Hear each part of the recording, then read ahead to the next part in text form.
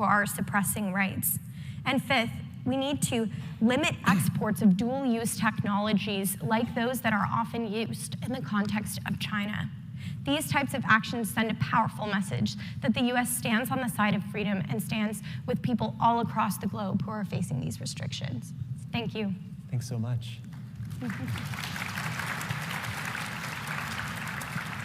Thank you. I want to begin by thanking the Earth Summit for inviting me to speak on this important topic. It's truly an honor to be here with you. Most of you are, by now should be aware of the ongoing genocide in the Uyghur region, where the Chinese Communist Party placed millions of Uyghurs, Kazakhs, and other Turkic Muslims in industrial-scale concentration camps. This represents the largest mass incarceration of an ethno-religious minority group since World War II. The CCP aims to eliminate the distinct Uyghur ethno-religious identity from the faith of the earth. The Chinese regime's digital authoritarianism is an integral part of its brutal oppression of Uyghurs through the pervasive use of advanced surveillance technology and myriad of digital tools. For decades, there was a commonly accepted conventional narrative that digital technologies would inherently foster democratization. Many people argue that because the internet was a space in which free speech and open communication would occur across national and other boundaries, it would export openness and free exchange of ideas into previously closed societies. The rapid rise of digital authoritarianism used by regimes such as those in China and Russia has proven this theory wrong. In fact, digital authoritarianism is on the rise globally. More than 80 countries have adopted Chinese surveillance technology. The tools perfected by the Chinese regime will be replicated and multiplied for use against the vulnerable ethnic and religious groups. This is a subtle and sometimes silent form of social control, pervasive yet largely unseen, therefore especially nefarious to address. What we're facing with digital dictatorship is a threat to free speech, democracy, and religious freedom. Since early 2017, the Chinese Communist Party has carried out some of the worst forms of human rights abuses against the Uyghur people, brutalities that former Secretary of State Mike Pompeo determined as a genocide and crimes against humanity, and that Secretary Antony Blinken also endorsed and formalized. A growing number of parliaments in the free world have also taken the same stance as that of the United States, cementing this issue as one of the global concerns. Today, Uyghurs and other Turkic Muslims live in a world where Chinese officials, assisted by sophisticated technology, impose an iron grip over every aspect of life. Video cameras equipped with facial recognition software are omnipresent in cities and villages. Uyghurs must have their ID cards scanned at ubiquitous checkpoints to gain access to parks, banks, malls, and stores. These scanners are linked to broader policing technology. If an individual is identified as risky, then entry will be denied. These arbitrary and unjustifiable classifications have also resulted in many individuals being sent to the camps. Any police officer can scan QR code posted outside of Uyghur home to learn who lives there and how, quote unquote, trustworthy that they are. Cell phones come equipped with mandatory spyware that record every aspect of Uyghurs' online activity. Officials have detained many individuals for what they have written in text messages and said in a video conversation with relatives abroad.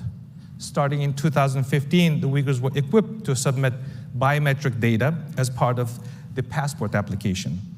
Ironically, many of those who applied for also detained and interned on the grounds of these applications and intended travel destinations. As Olivia pointed out, according to the Human Rights Watch, in 2017, authorities across the region also began collecting vast numbers of biometric data under the guise of public health programs. These programs require that all Uyghurs aged 12 to 75 submit blood work, iris scans, voice recordings, and other forms of biometric data to the state in exchange for free health examinations. DNA collected from Uyghurs without consent has also ended up in the hands of Western companies and scientists. An app called IJOP, Integrated Joint Operating Platform, is another central part of the digital repression. Data gathered about Uyghurs during the interviews and home visits by police are entered into app, including details as to whether somebody prays at home or leaves, enters from specific doors at their homes. An algorithm analyzes and scores individuals, determining whether they are above or below detection threshold. From where we stand today, Uyghurs cannot do anything to escape the watchful eye of the Chinese government. So what are the implications for all of us in this room and around the world? I would like to end my remarks with some questions. What should governments and international community do to respond and stop the spread of digital authoritarianism? What should be the core principle included in any code of conduct on human rights for business operating in China? Should we consider Silicon Valley to be part of the solution or root cause of the problem in addressing the spread of Chinese digital dictatorship? What else should the governments do to stop tech world from profiting from Chinese technology that is being used to carry out religious persecution and human rights abuses? And how can the United States government shape international standards regarding surveillance technology? Finally, are there additional tools, legal measures, resources that the United States government in particular would need to ensure that American technology does not inadvertently enhance the Chinese government's capacity to violate the rights of targeted religious groups? The answer to these questions are vitally important, not just for the Uyghur people, but also for other vulnerable peoples around the world. Thank you.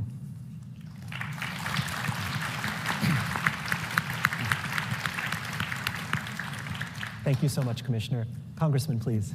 Thank you so much, and good morning to everybody. I understand that at this particular hotel, this is the first gathering over a long period of time, so I'm glad that this group is here together. I want to thank my panelists today, and certainly want to thank all of you. I want to thank my colleagues, Ambassador Brownback, certainly Senator Coons and Senator Langford, and my neighbor, Mr. Chris Smith also, and all of y'all for participating today.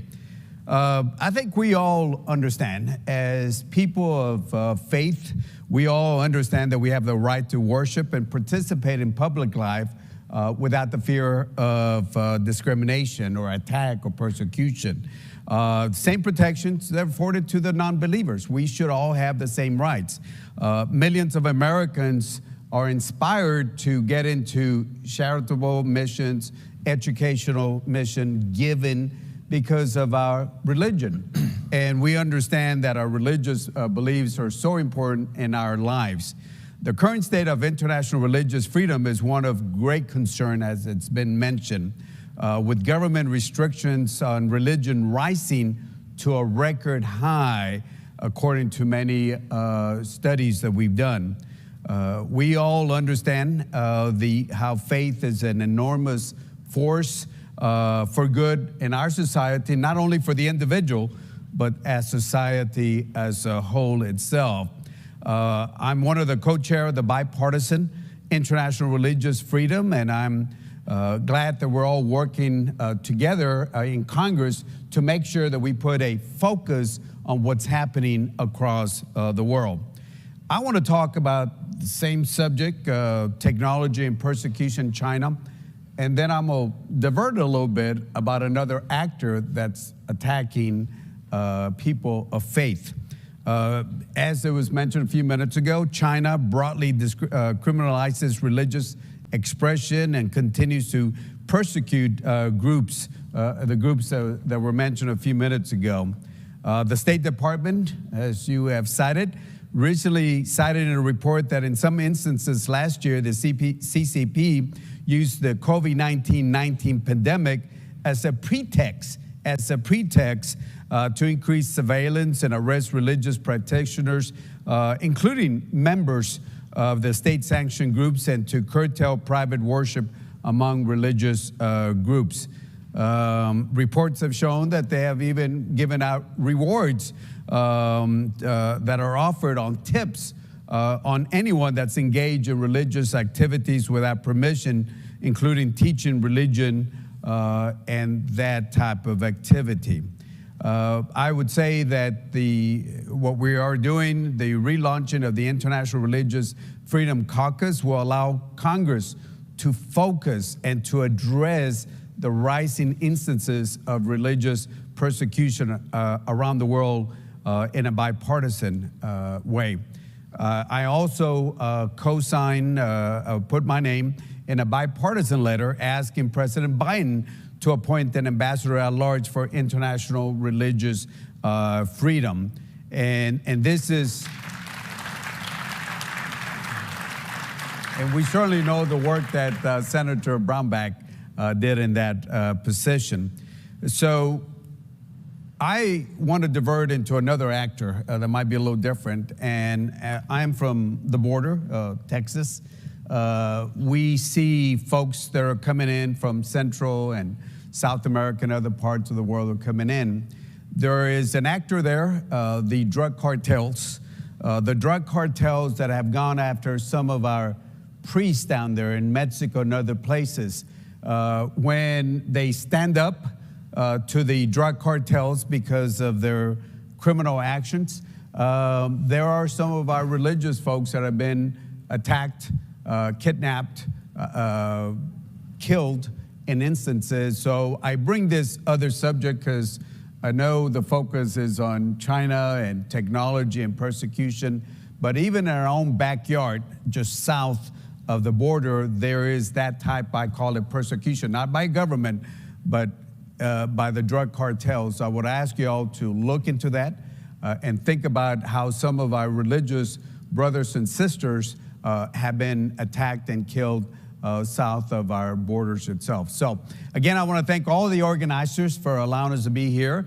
And certainly I want to be one of your team players in the work that we have to do. A lot of work, but I thank you for being here today. Thank you, and God bless.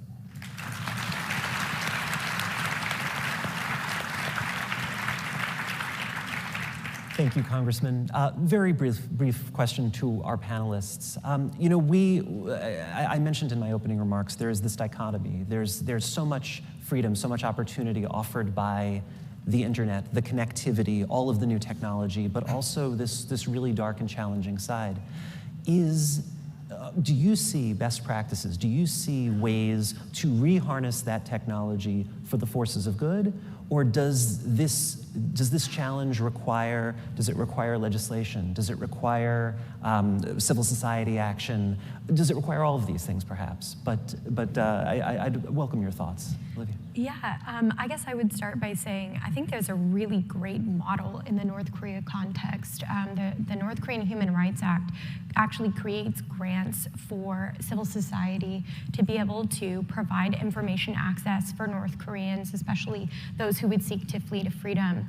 And there are creative ways to use technology, whether that's trying to use satellites in order to give internet to places that are unreached, or seeking to kind of look for creative ways that we can use our technology to push back. And I think there's a give and then there's a take, and I think some of it will require punitive action, making use of global Magnitsky authorities, for example, for actors that we know are consistently violating and undermining access to information.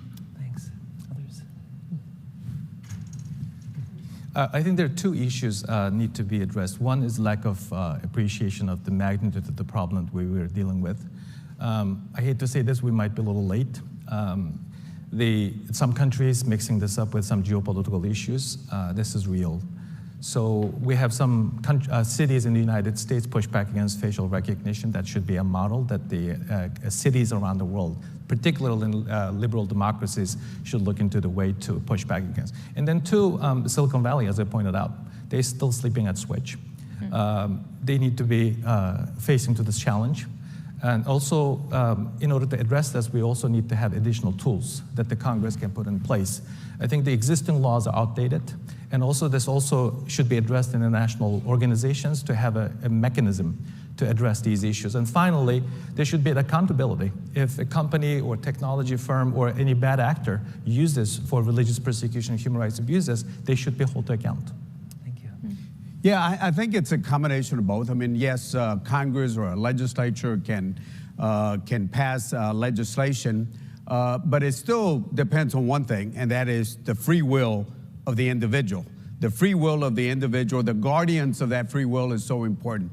I'll wrap up with this, because I know we got to wrap up. Think about the words that Mark Twain said many years ago. Thunder is impressive, but it's lightning that does the real work. And if you think about what he said is, look, thunder, the noise, people can talk about doing things, but if you don't roll up your sleeves and get to work and protect your freedoms, then who's going to do it? So I ask you to make sure that you stand up, protect the free will.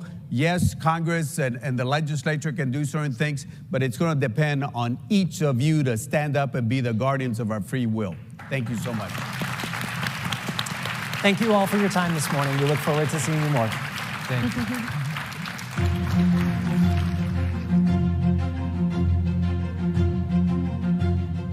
Ladies and gentlemen, Senior Advisor, IRF Summit, Pam Pryor.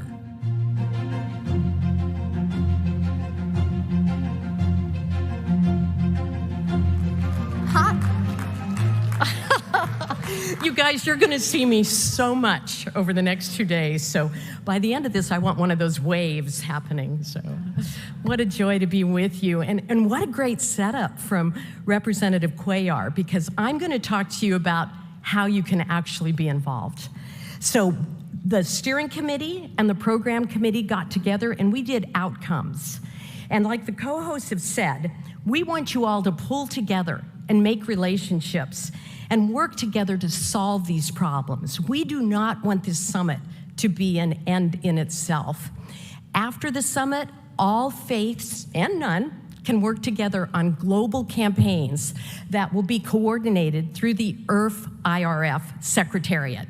So if you want to help us break through the firewall of China or help create a new fair trade certification for religious freedom compliance, you can sign up to lead, join, or follow this global campaign. So after each session, I'm going to give you a number to text to.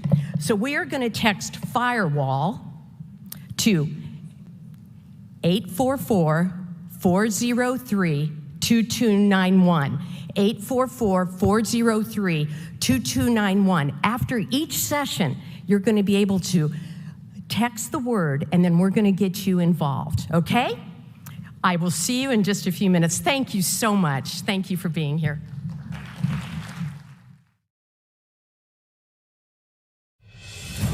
Our job is to make the impact of Christ felt in every phase of life. There's Holy Spirit-filled power when you preach the gospel. I want you to know tonight that God loves you. But our sins separate us from God.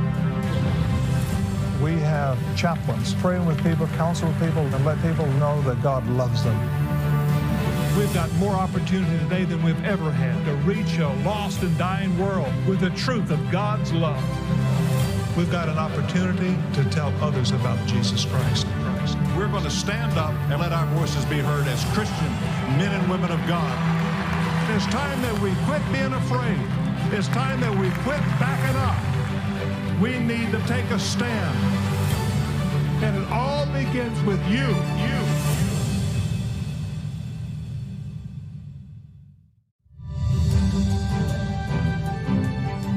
Please welcome Congressman Chris Smith.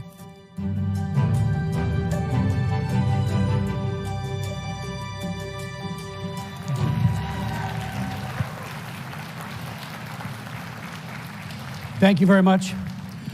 First, let me just begin by thanking Ambassador Sam Brownback, who is an extraordinary leader in the cause of human rights in general and religious freedom in particular.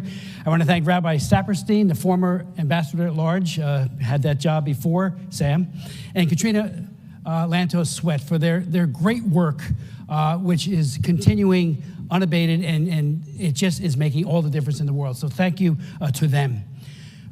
When the term genocide was created in 1944 to describe the systematic destruction of a people, its author, Raphael Lemkin, explained the term by saying, it was the sort of thing Hitler did to the Jews and the Turks did to the Armenians.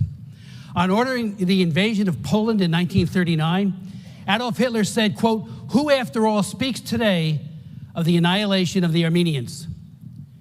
Never again the hope and dream and the demand that the abject cruelty of the Holocaust and the systematic destruction of the Jews by the Nazis never be allowed against anyone, anytime, or anywhere, as you all know, inspired the UN Genocide Convention. Article 2 of the UN Genocide Convention clearly states, and I quote its definition, "Genocide means any of the following acts committed with the intent to destroy in whole or in part a national, ethnic, racial, or religious group," and points out 5 areas: killing members of the group, causing serious bodily or mental harm to members of the group, deliberately inflicting on the group conditions of life calculated to bring about its physical destruction in whole or in part, imposing measures intended to prevent births within the group, forcibly transferring children of the group to another group. Article 3 says even as an attempt to commit genocide or any complicity in genocide has to be punished. Communist dictatorships in the Soviet Union, China, North Korea, Cuba, Cambodia, and Ethiopia, among others, have slaughtered more than 1 million innocent people. From Sudan to the Balkans, to Ethiopia to Burma, to radical groups like Boko Haram, man's inhumanity to man knows no bounds.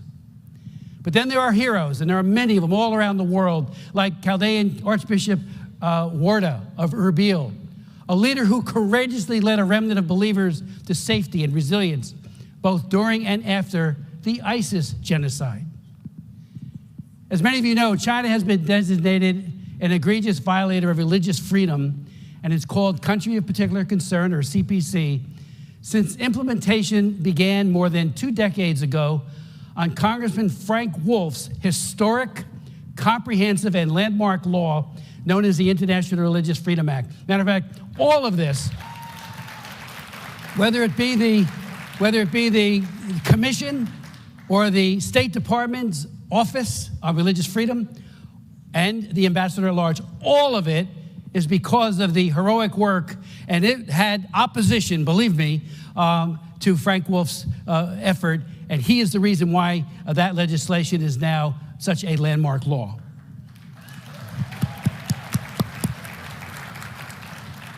As I think many of you know, Xi Jinping and the Chinese Communist Party have exponentially increased persecution against religious believers, including Christians. I want to do a shout out to Bob Fu, Pastor Bob Fu, for the great work that he has done. But they're also persecuting Muslims, Tibetan Buddhists, ongoing, and Falun Gong practitioners in ways not seen since Mao Zedong's Cultural Revolution. Now Xi Jinping, apparently fearing the power of independent religious belief as a challenge to the Communist Party's dominance, is trying to destroy or radically transform religion into the party's slave, employing a draconian policy known as synodization.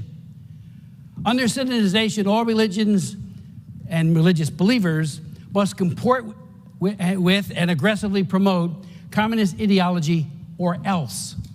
To drive home the point, religious believers of every persuasion are harassed, arrested, jailed, and tortured. Only the compliant are left relatively unscathed. Shockingly, as it prepares to host the 2022 Winter Olympic Games, China's leader Xi Jinping is committing genocide against the Uyghur Muslims and other minorities in Xinjiang. Xi Jinping's genocide includes the forced disappearances of millions of Uyghurs into concentration camps, the forced sterilization of Uyghur women, forced abortion of their precious babies, and state abduction of Uyghur children into orphanages far from home to be reared with non-Uyghur upbringing. All of this fits the definition of genocide. The Chinese Communist Party is today systematically erasing Islam in Western China, bulldozing mosques and shrines, severely throttling all religious practice, and forcing camp detainees to renounce their faith. As many of you know, leaked documents published by the New York Times and a consortium of other journalists quote Xi Jinping shamelessly pushing his genocide, saying, "Show no mercy," and they have shown no mercy. I chaired a congressional hearing on the Beijing Genocide Olympics on May 18th, and argue that it's time to either move the games to another city or country or boycott.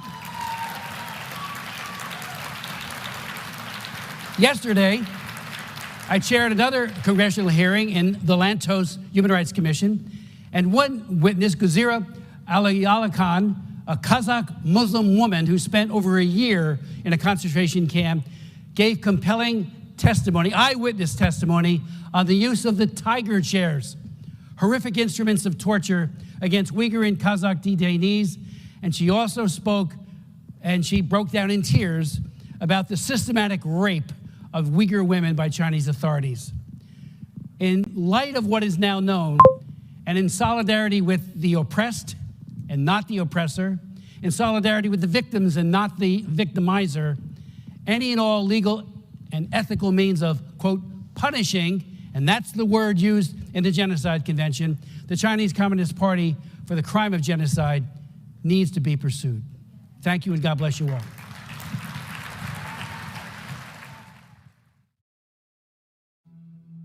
My name is Nasrin Rasho, and I am a Yazidi survivor from Iraq. I grew up in the town of Talbanant in the south of Xinjiang city. I lived with my parents and my siblings. My father was a farmer, and my mother is a housekeeper. We are Iraqi Yazidis that have rich traditions such as our religious celebrations in the Holy Lalish Temple. But in Iraq, religious minorities are facing many difficulties, especially the Yazidis who have still not recovered from the genocide they suffered starting in August 2014. I myself was captured by ISIS, along with thousands of other Yazidis who have been through displacement, kidnapping, torture, sexual violence, slavery, and many other crimes against humanity, war crimes, and genocide. There are 14 of my family members who are still in captivity. This is my story.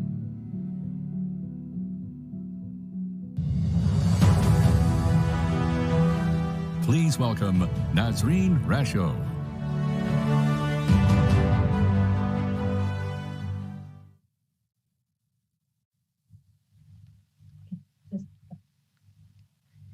مرحبا جميعا، اسمي نسرين رشو، ناشطة لحقوق الإنسان وعضوة في شبكة الناجيات الإيزيديات التي أسسها منظمة يزدة. وأنا أيضا ناجية، قضيت قرابة سنة تحت أسر منظمة داعش. شكرا جزيلا لإتاحة الفرصة لي للمشاركة في هذه الفعالية المهمة. لقد مرت 7 سنوات هذه الإبادة التي مر بها المجتمع اليزيدي بأكمله، لكن الإبادة لا تزال مستمرة. فالمجتمع اليزيدي لا يزال يعيش في حالة يأس وفقدان أمل بالنظام والدولة والمجتمع الجواد، لكونهم يعيشون خارج أرضهم في خيام ممزقة يقتلهم برد الشتاء وحرارة الصيف التي لا ترحم.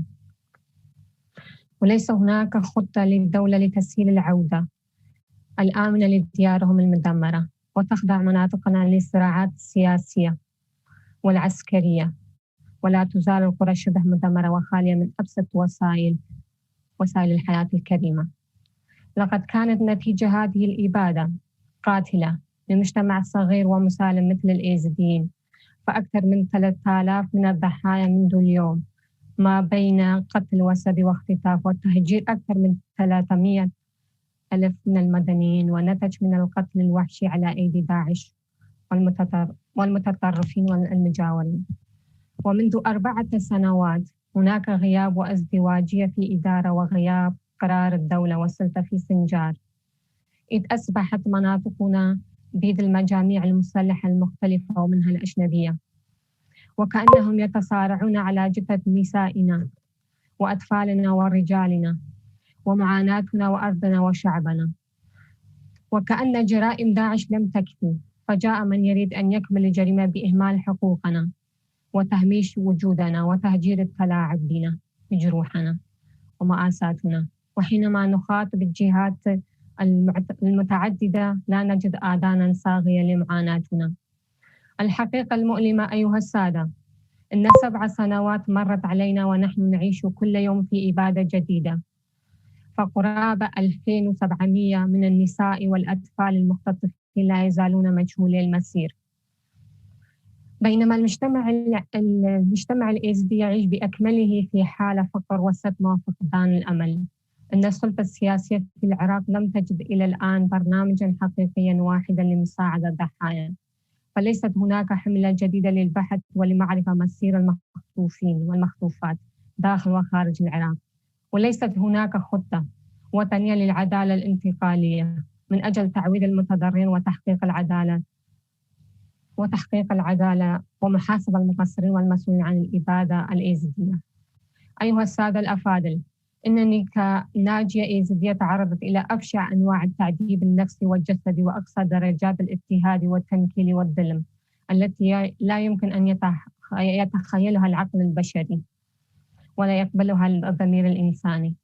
اليوم أريد أن أواجهكم باسم الإنسانية والحرية والحياة، وأذكركم باسمي وباسم كافة الضحايا وعموما الإيزيديين للعمل على تحقيق العدالة ومطالبنا المشروعة من أجل تحقيق العدالة وإرجاع حقوقنا وكرامتنا وحريتنا كبشر، حيث أطالب بضرورة بناء الدولة العراقية مشروعا وطنيا للعدالة الانتقالية يتضمن بشكل صريح وواضح الاعتراف القانوني بالإبادة الإيزيدية وبقية مكونات الشعب العراقي وإنصاف الضحايا، تحقيق العدالة من خلال ملاحقة ومحاسبة عناصر داعش والموالين لهم من العراقيين. شكراً مؤسسة الحرية الدينية العالمية لدعم الأقليات المتحدة في كثير من الدول والعالم، ونتمنى من الحكومة الولايات المتحدة أن تدعم مبادرتكم الإنسانية. وشكراً.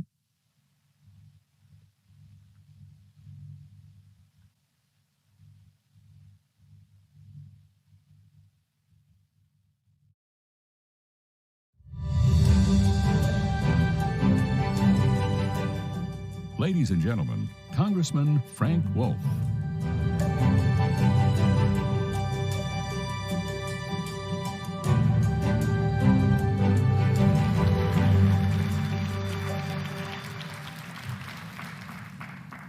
Thank you. I have seen firsthand the results of genocide. I have traveled to lands forever changed by the atrocities committed there. I've spoken with men and women who have experienced unimaginable suffering and loss. I saw it in Darfur. Ambassador Brownback and I were the first members of Congress to travel there. We came back and we urged U.S. officials to act and to call it genocide. I saw it in Bosnia. I saw a Serb-run detention facility for Bosnian Muslims. Congressman Chris Smith, one of the greatest members I ever served with, we went to Vukovar together, and weeks later it fell, and everyone that Chris and I had met with had been murdered. I saw it in Rwanda, which the U.S. and the West ignored despite the desperate pleas for help, where hundreds of thousands were murdered. I saw it in northern Iraq. I visited Nineveh Plains, and where the ISIS had committed genocide against Christians and Yazidis. Yazidi parents wept over their daughters. We just heard the previous testimony. Wept over their daughters brutally abducted by ISIS fighters. Christian leaders lamented the destruction of holy sites and the purging of entire communities from the ancient lands they had inhabited from antiquity. I saw it in Nigeria. Boko Haram has committed genocide against Christians, and there's genocidal activity by Fulani militants. A recent UN report numbered the deaths in Nigeria at 350,000 at the end of 2020, and the genocide continues. I saw it in China in my visit to Tibet, where Buddhist monks and nuns have been setting themselves on fire to protest a cultural genocide by China. In China, the government detains, harasses, and imprisons Catholic bishops and Protestant house church leaders. The Falun Gong face severe persecution, and there are continuous reports of organ harvesting. Most staggering is the campaign being waged against the Uyghur Muslim population. More than 1 million Uyghurs have been placed in detention camps. Former detainees report of torture, rape, and sterilization.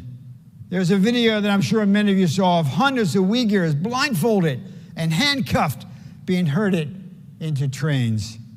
Just last month, The Washington Post, to its credit, ran an article headline, "Chinese surveillance firms build influence in Washington with help from former members of Congress, both Republican and Democrat." This company, the Chinese tech company Hikvision, is directly enabling the Chinese government in their campaign against the Uyghurs. At the same time, it is aggressively lobbying with the former aid of former members of Congress to prevent or remove U.S. government measures limiting the company's ability to do business with American companies and investors. We know the words in Ecclesiastes 4:1, which says, "Again I looked, I saw all the oppression that was taking place under the sun. I saw the tears of the oppressed, and they have no comforter." Power was on the side of the oppressors. Power is on the side of the money interests. Power is on the side of those controlling the narrative. Power is on the side of the corporate elites who shamelessly prioritize market access to China above all else. The lobbying efforts I described earlier are not limited to China, but other bad actors as well. Their efforts, cloaked in respectability and business as usual in Washington, are an affront to human decency. This works against everything you in this room believe in, and they block what you work for. And so what can be done? What must be done? What should be done? We need a law prohibiting former members of Congress and other high-ranking officials from representing companies and government involved with and complicit in genocide and religious persecution.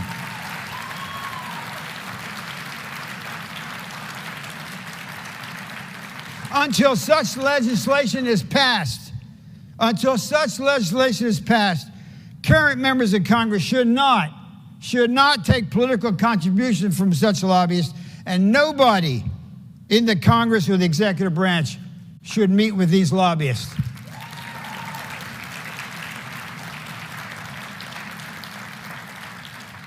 And to aid in this affront, a Religious Freedom Accountability Project should be created to serve as a clearinghouse to collect, document, and publicize religious freedom abuses and those involved in these issues.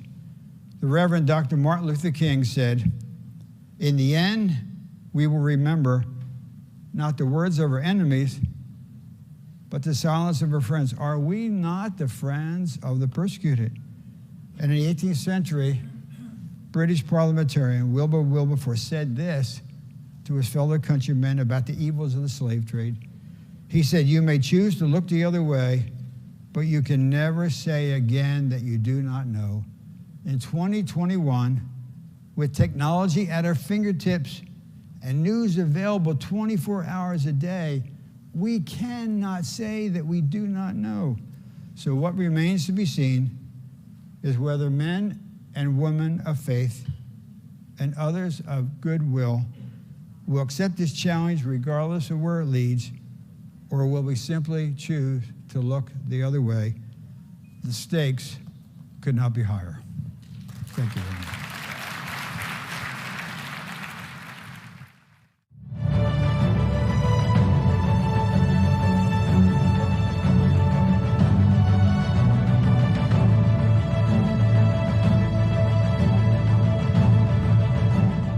Welcome, Chairman of the Board, Barnabas Aid, John Marsh.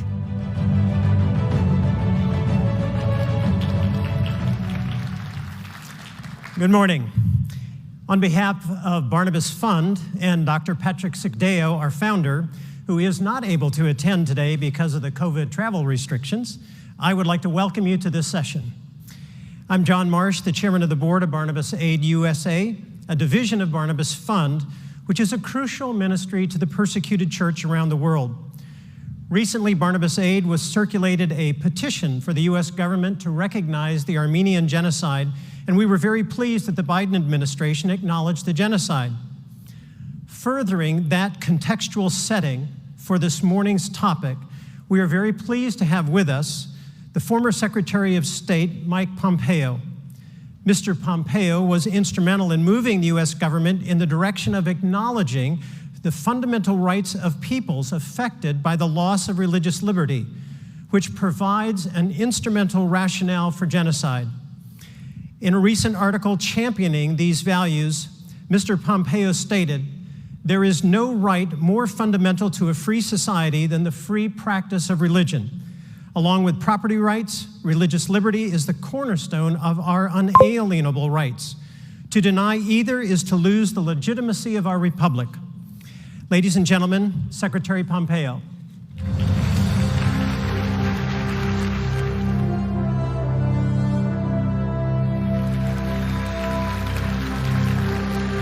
Thank you all. Thank you. Thank you. Thank you. Good morning, everyone. Good morning, everyone. This is amazing and wonderful. I want to thank you, John, for the kind introduction. I also want to thank my friend, longtime friend. He was a governor. I was just a congressman from Kansas.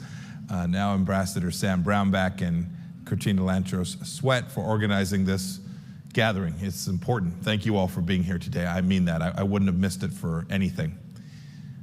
We worked hard at the State Department during my 1,000 days to build out an understanding about religious freedom in the world. We created what we called the ministerials. Many of you would have attended them.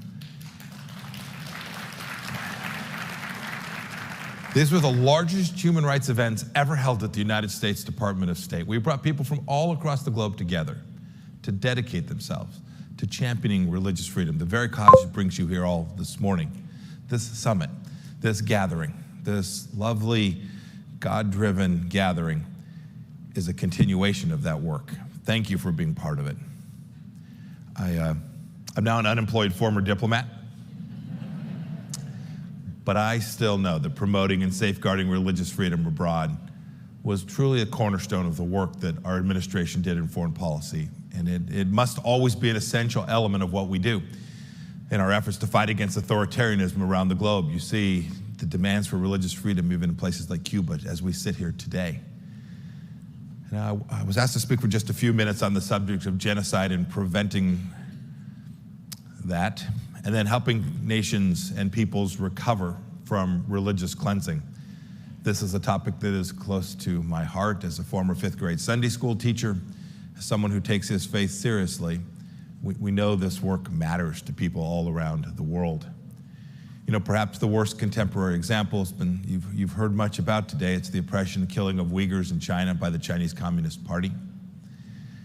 The State Department built an entire apparatus to get to the place where we could declare that Chinese Communists is in fact doing to the Uyghurs what we know to be genocide.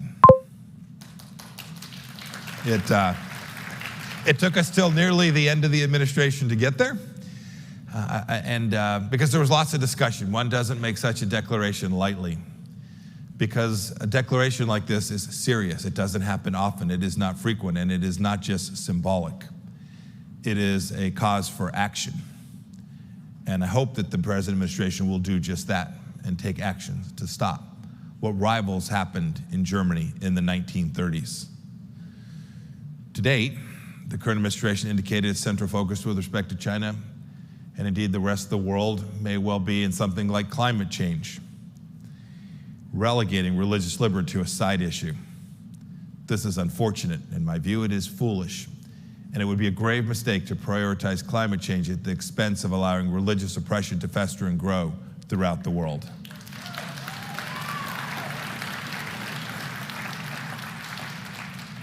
There is no right more fundamental to a society than the free practice of religion.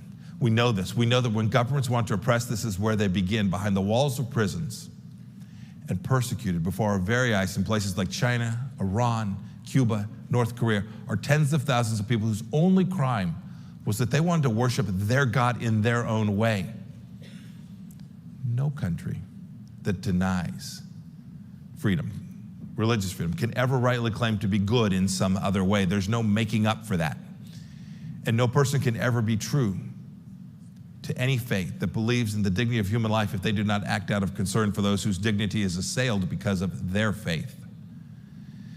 It's why we worked on this so hard. It's why our principle of freedom of religion matters here at home and to the world. It's why I created the Unalienable Rights Commission to reground our foreign policy, how we talked about human rights at the Department of State.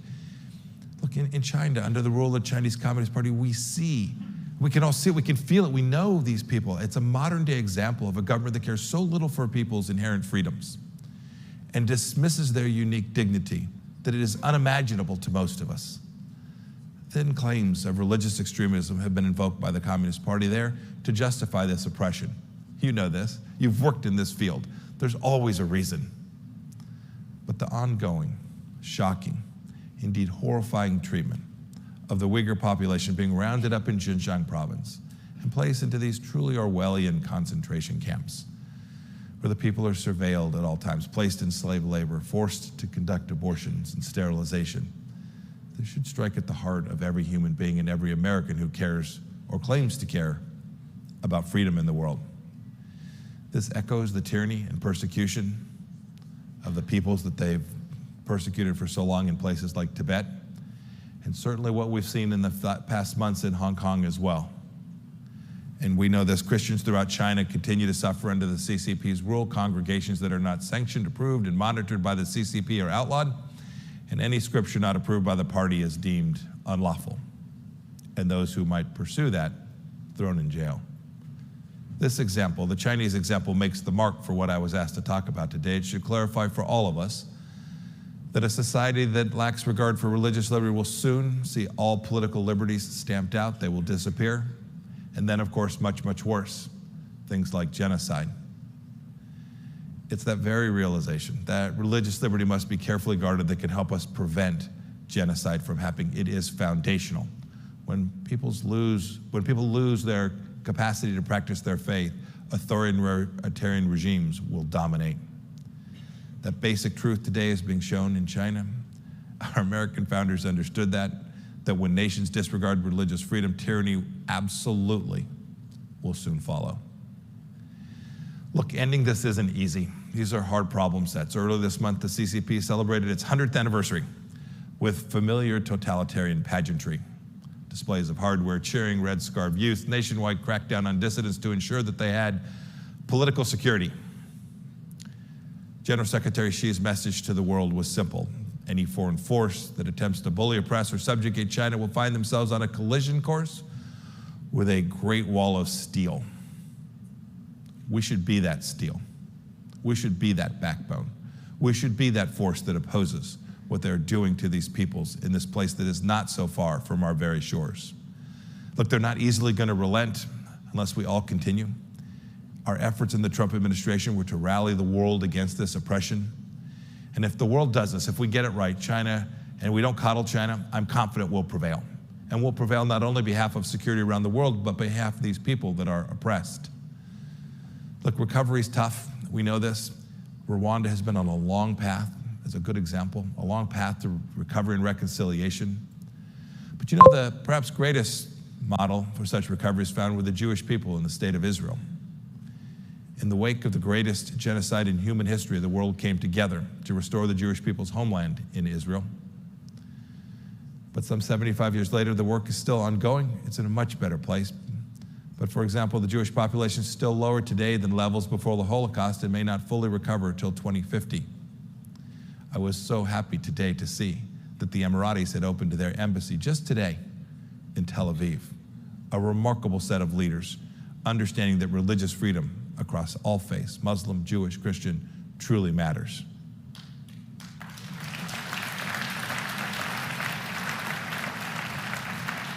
Look, the Abraham Accords are but one example, but recovery from religious cleansing must be rooted in remembering that the horrible acts took place and never forgetting. We talk about not forgetting that such acts matter. It's why places like Yad Vashem in Israel and the Holocaust Museum not too far from where we're standing today remind us of the horrors of genocide.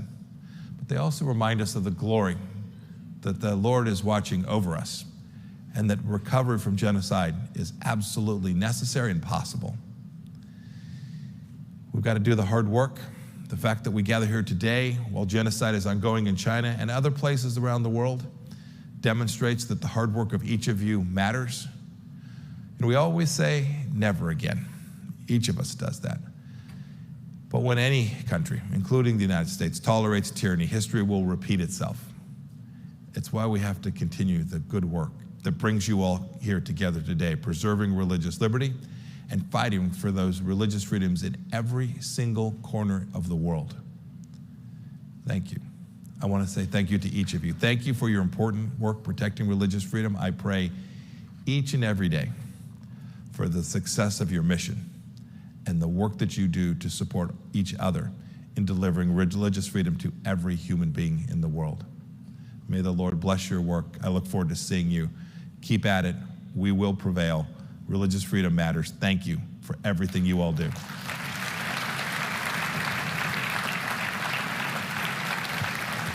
Thanks, everyone. Thank you all. Thanks, everyone. Bless you all. Thank you. Thank you.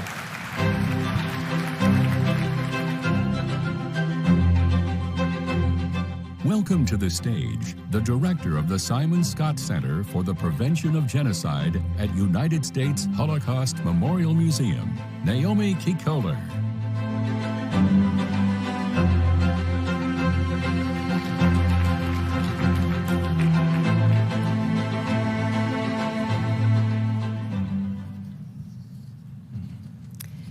This morning, when many of us woke up, we did not have to worry if we would be allowed to enter a school, go vote, be arrested, face sexual violence, be murdered.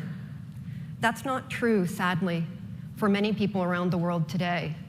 That's not true for the Hazara who wake up each morning wondering what their future holds, for the Uyghurs who find themselves in detention for no reason other than their identity, for the Rohingya community who continue over 1 million to live in refugee camps in Bangladesh, and who continue to hope that the US government will recognize the genocide that was committed against them.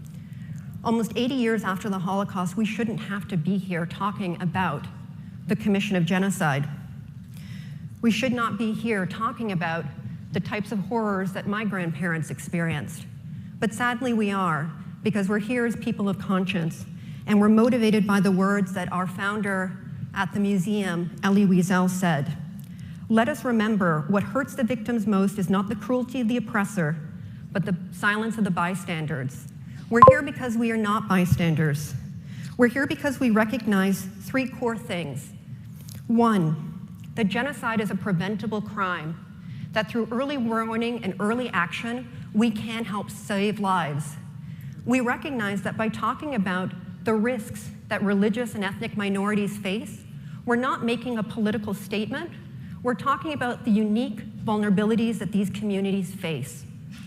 We recognize that preventing genocide is not a boutique issue, that respecting the international religious rights of communities is not a niche issue. It's a core national security issue. Second, we also know that when we are confronted with the warning signs, when we're confronted with the crimes that are happening, we must act. That we have an array of tools, from non-coercive to coercive tools, that can help save lives. And it's not just the morally right thing to do. It is the right thing to do for so many reasons that our guests and panelists will be talking about today. Finally, we know, as people here gathered as a community of conscience, that we cannot give up. The victims and survivors are counting on us to help elevate their voices. As one of our patrons at the museum, Ben Ferenz, the last living survivor of the Nuremberg trials, has said over and over again, never, never, never give up. We have seen in the past few years cases against Nazi perpetrators close to 80 years after the commission of the genocide. For those who have experienced genocide in recent years, for those who will unfortunately, should we fail, face genocide in the future, we must stand with them for decades to come to ensure that their perpetrators are held responsible. We must stand with them to ensure that they are protected, that those who've been displaced in Iraq, the Yazidis, the Christians, the Shabak, the Sabi and Mandaeans, can have a future where they are allowed to thrive and are not the victims of genocide again. On my last trip abroad before the COVID crisis, I flew to northern Iraq and to Bangladesh for the museum to meet with survivors of genocide. And what was so harrowing was that in both places, the calls that they had were the same. They called for justice, they called to not be forgotten, they called to have their experiences recognized, and they called for their basic human dignity to be recognized and respected. It's an honor to be able to join you today on behalf of the museum. I hope that as we continue to open, we will be able to welcome you all into the institution.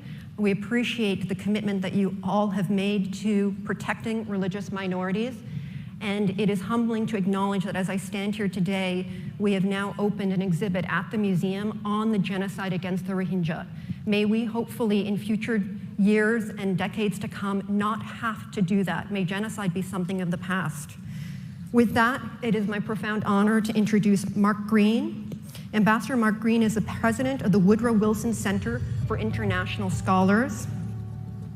I would also like to introduce Adlai Kijan, the executive director of the Yazidi American Women's Organization. And I'd like to invite former Congressman Frank Wolf up to the stage as well. Thank you.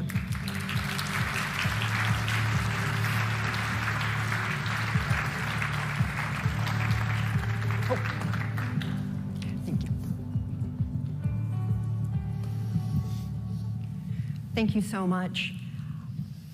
I wanted to take this opportunity to pick up on a theme that Frank touched on around what the administration can do to help prevent genocide, but also assist those who are the victims and survivors of such crimes. And Ambassador Green, you had a very unique portfolio and vantage point when you were running USAID. And you're also responsible for creating a pretty remarkable program, which was the Genocide Recovery and Persecution Response Initiative. It's responsible for allocating almost, to date, $400 million to help religious minorities in northern Iraq. A number of the changes that you also implemented within USAID have resulted in this administration also being able to allocate funds to help the Rohingya community. Can you talk a little bit about why you launched that initiative? Well, first, it's an honor to be here, honor to be with my co-panelists, and thank you, Naomi, for the great work that you do. And it's always good to be with Frank Wolf, who is the conscience, I think, of religious freedom. He was in Congress and continues to be. So you were very kind in describing the work that we tried to do.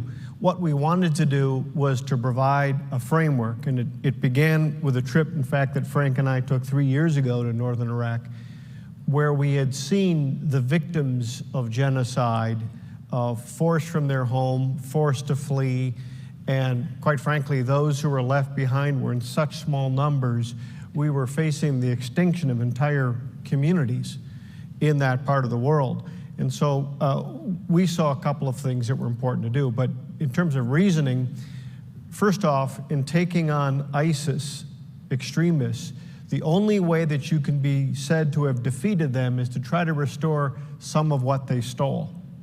And religious liberty is what they stole in that part of the world. They forcibly destroyed communities, places of worship, and entire communities, and so we felt that was a priority to take on. Also because notions of religious liberty are who we are as Americans, right? This is part of what's in our very fiber. And at USAID, we believe it's not only an American value, but it's a universal value, and therefore it needs to be part of American leadership. It is a way that we show what we stand for. You know, these days I hear a lot of people talking about how we have to counter China. And sure, and that's important, but we also have to contrast with China. We have to show what it is that we stand for, because that is powerful. That is how you reach out around the world and show the contrast and show the difference between what China and some others seek to impose and what it is that we bring. And then finally, I viewed helping to restore religious liberty and pluralism as a vaccine against authoritarianism. And so that's why it's important, not just in northern Iraq, but in so many corners of the world. you note that authoritarians, tyrants, dictators, what's the first thing that they do? They almost always go after communities of faith because they're scared to death of freedom of conscience. They're scared to death when people are able to express their relationship with their Creator. That is contrary to everything that they stand for. So we also felt it was a key part of that. And then finally, in trying to do sound development work in a place like northern Iraq, the only way that you can help to restore opportunity and hope and viability in those communities is to unlock the power of faith-based organizations. Those organizations work with people who have been left behind and so easily forgotten. When we work through them and some of those faith leaders, we're able to reach into corners, forgotten corners. And again, that's part of our mission in trying to restore some hope. Thank you, Ambassador Green. Adelaide, you run an organization that's dedicated to helping Yazidi women, exactly the type of local organizations that are doing work on the ground that Ambassador Green was working to try to empower. Can you talk a little bit about how the Yazidi community has regarded the U.S. response to the Commission of Genocide, and what are some of the needs that you are experiencing now? Well, good morning, everyone. Thanks for being here, and I'm honored to be here. I want to say, as a Yazidi woman, and I think I speak for all the Yazidis around the world, when on August 3rd, ISIS attacked, we all thought, talking to our family, when they went to Mountain Sinjars, and there were hundreds of thousands of Yazidis stranded on Mountain Sinjars, they would call us. And we were like, don't worry, help is on the way, the world won't stand by, let terrorists take over, kill you guys. Day 1 passed, absolutely no response, nothing. Day 2 passed, nothing. Day 3 passed, we started receiving photos and videos from our families and friends with children dying of hunger and thirst, elderly dying of that scorching heat on top of Mount Sinjar. And then next day, silent. Their phone had died, and we didn't know if they were alive or dead. Come to August 9th, all Yazidis around the world, we started demonstrating in our cities, contacting our representatives, pleading for help, begging for help to save our family. And finally, on August 9th, the US initiated the first airstrike against ISIS so they don't ascend the mountain and kill the people stranded there. The response there, it was very disappointing that it didn't come enough. But it didn't stop there. They were still stranded. Hundreds of thousands of Yazidis in that scorching heat without food and water. Thanks to the Syrian Kurdish fighters, they came and broke through ISIS lines and opened the safe corridors where hundreds of thousands of Yazidis descended the mountain into Syria after being starved for almost 9 days, into Syria, walking 12 miles in that heat, back into Kurdistan, into safe region. Next came Kocho village. It's another Yazidi village in south of Sinjar. You might know of that village because of Nadia Murad. It was under siege by ISIS until August 15. And again, we pleaded with State Department and throughout the whole world, all the Yazidis, to help them. Nothing was done. August 15, ISIS separated the men and the boys that reached puberty from the women, and women over 45 years of age, took them, killed them, put them in 17 mass graves,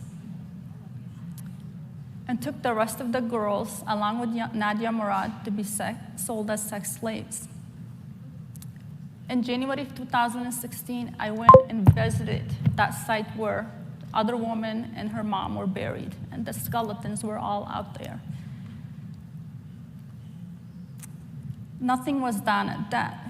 And then we knew where hundreds of Yazidi women and children were held in schools, still in Iraq, an ISIS-held area. And we pleaded with State Department and other governments around the world.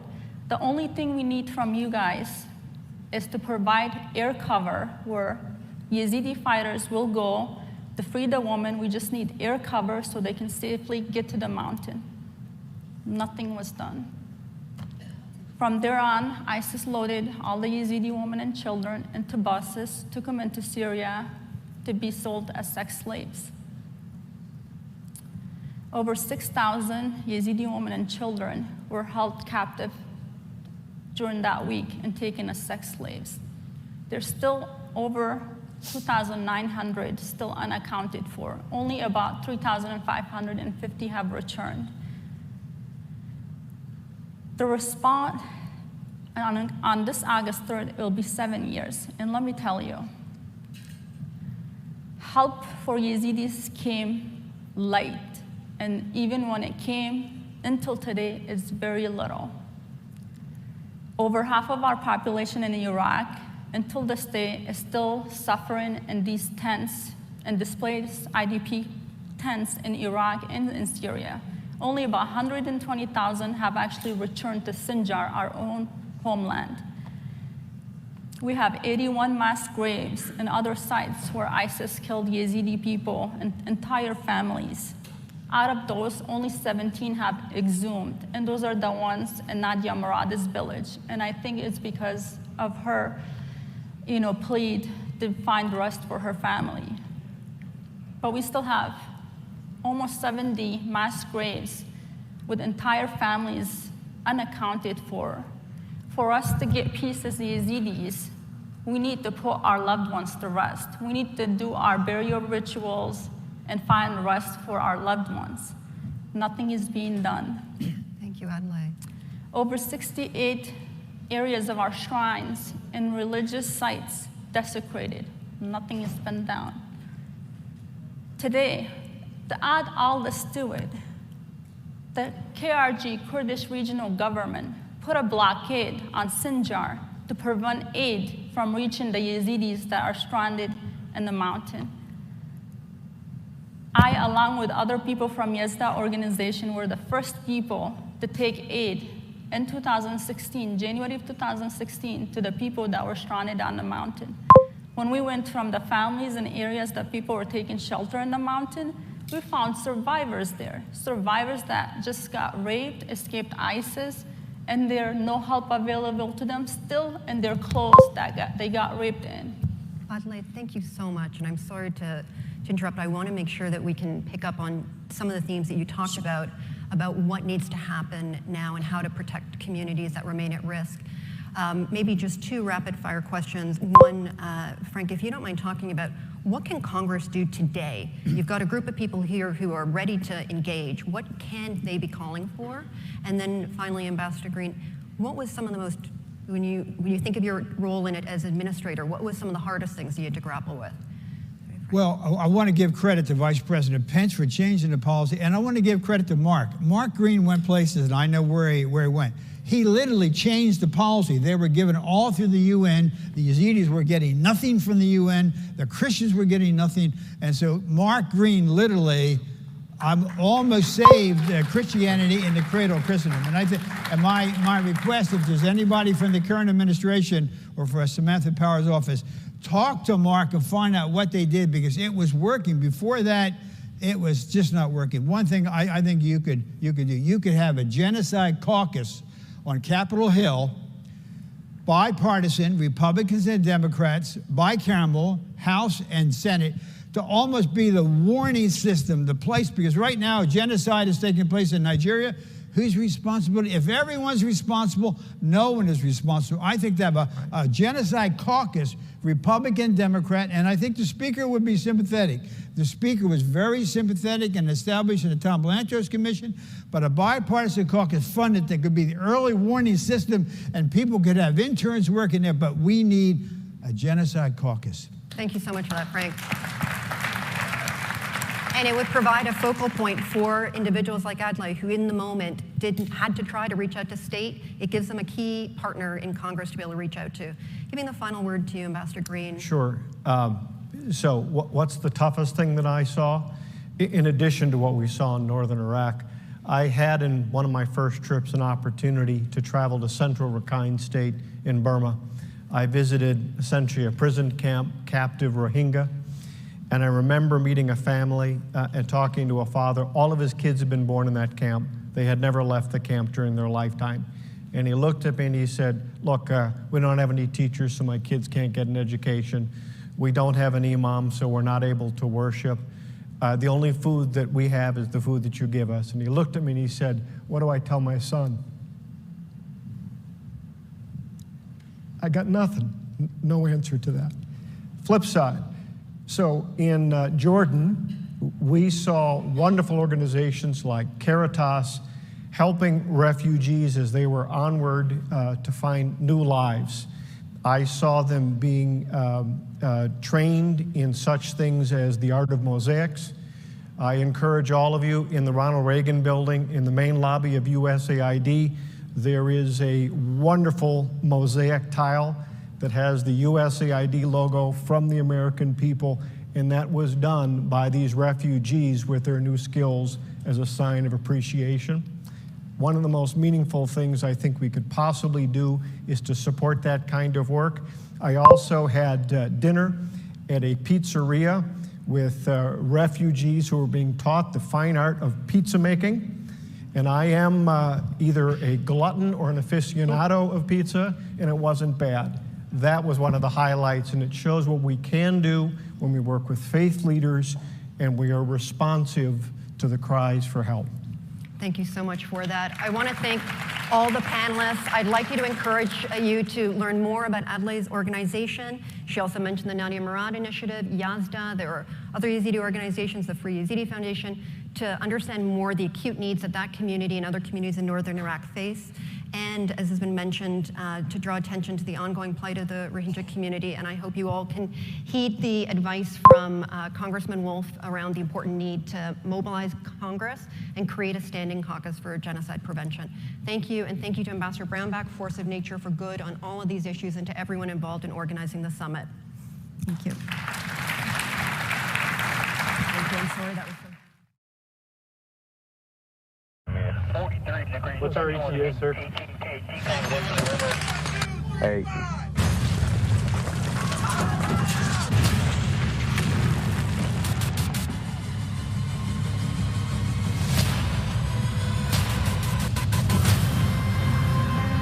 Heavy fighting between Armenia and Azerbaijan has continued.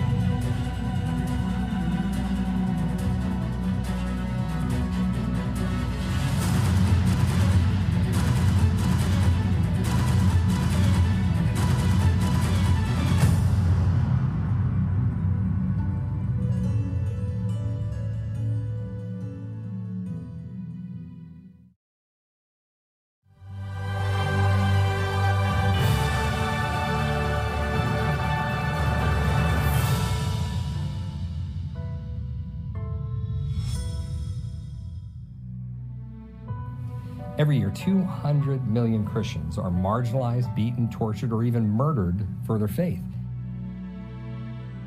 Now, we serve this suffering group of believers through awareness, assistance, and advocacy. We work tirelessly to open the victim's prison door, to push back countries that persecute Christians. We advise and inform the U.S. government and partner organizations with real-time analysis. We give our partners access to the persecuted world. No other NGO can match our advocacy team working on religious freedom. We have 10 full-time Washington, D.C. based analysts working on persecution around the world. But the secret to our success is our Indigenous staff. We have more than 50 staff around the world in various persecuted countries working on persecution.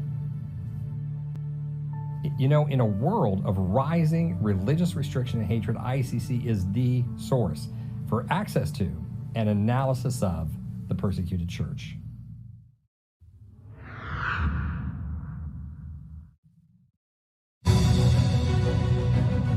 Please welcome the Director for the Center of Faith-Based and Neighborhood Partnerships, USAID, Adam Phillips.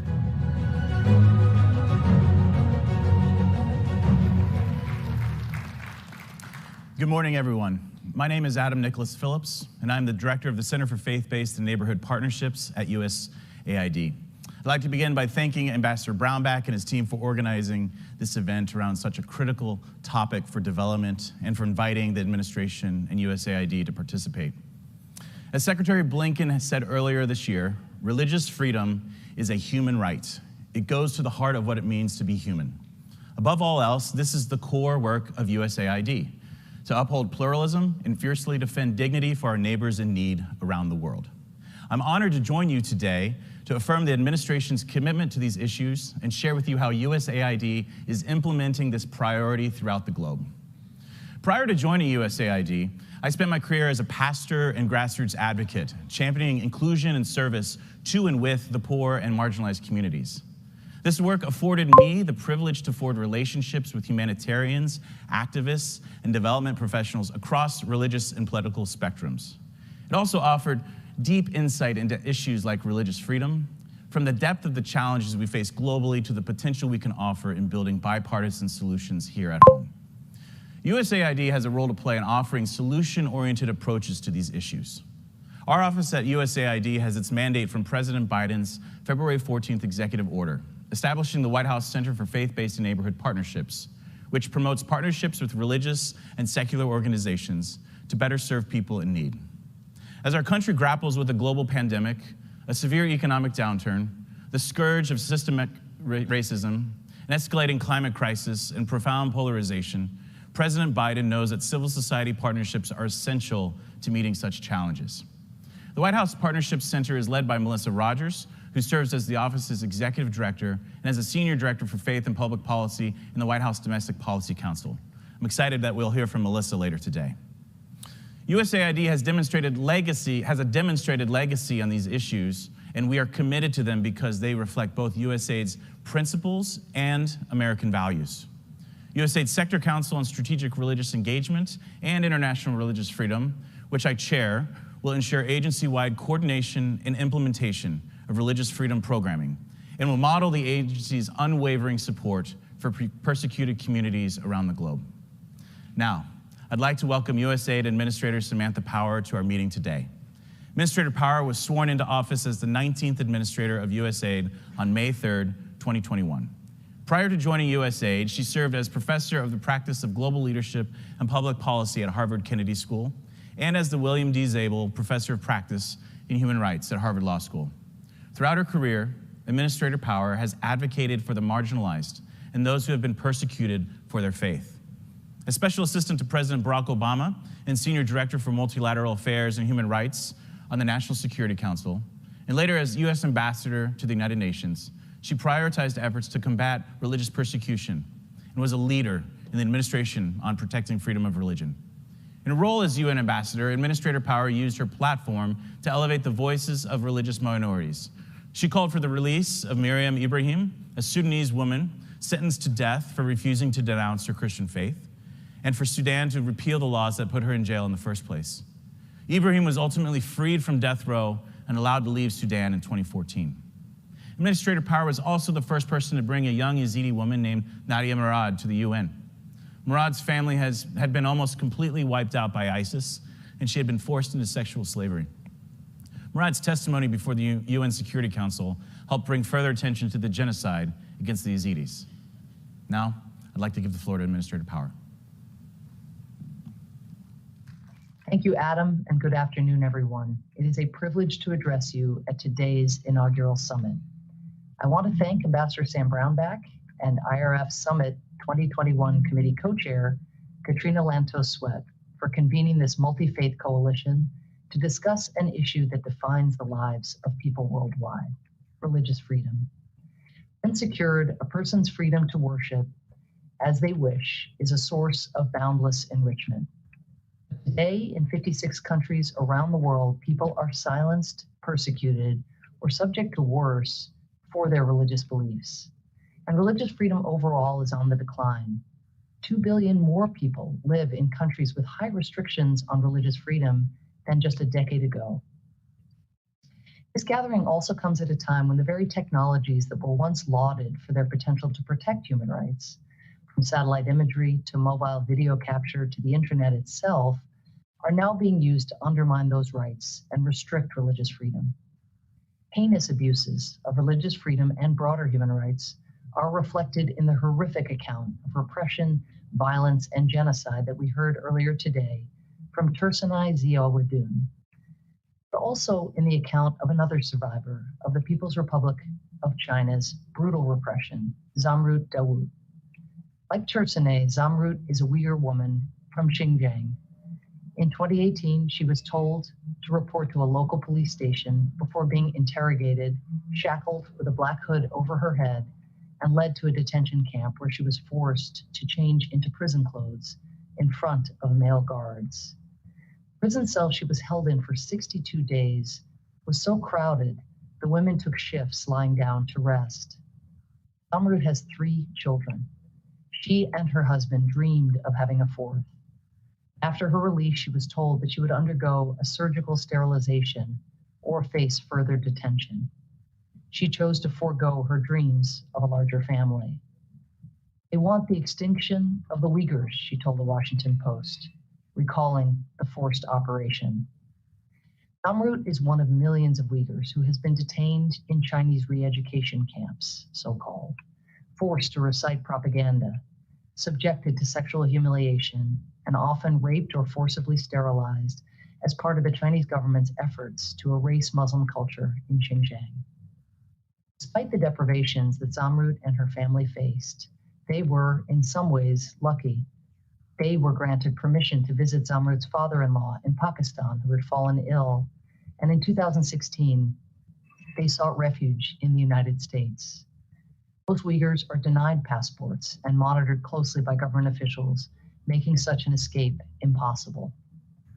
It is difficult and heart-wrenching for survivors like Zamrut and Tursunai to share their experiences with the world, and it is dangerous to be outspoken about the abuses endured by their people. But there is nothing more powerful and irrefutable than living testimony to show the stakes of why it is so critical for all of us to stand up on behalf of religious freedom. Central to every major religion is a yearning for connection to the divine and the sacred practices that bring us closer to it. The potential for true freedom, self-determination, and equality rests upon the ability of governments to uphold universal human rights, regardless of how their people worship or to whom they pray, whether they are Coptic Christians in Egypt, Baha'i in Iran, Rohingya Muslims in Burma, or Jehovah's Witnesses in Russia. I'm speaking to you today as a proud daughter of Dublin, Ireland, where when I was a child, the Troubles loomed nearby, and what remains a region where faith and sectarianism can divide communities that otherwise have so much else in common. I'm also proud to serve a president whose faith has guided his life in public service, who believes in that calling to serve, not to be served, a calling to promote justice, healing, and hope, and to confront hatred with good deeds. I am proud to lead an agency that is unequivocally committed to protecting religious minorities and defending human rights.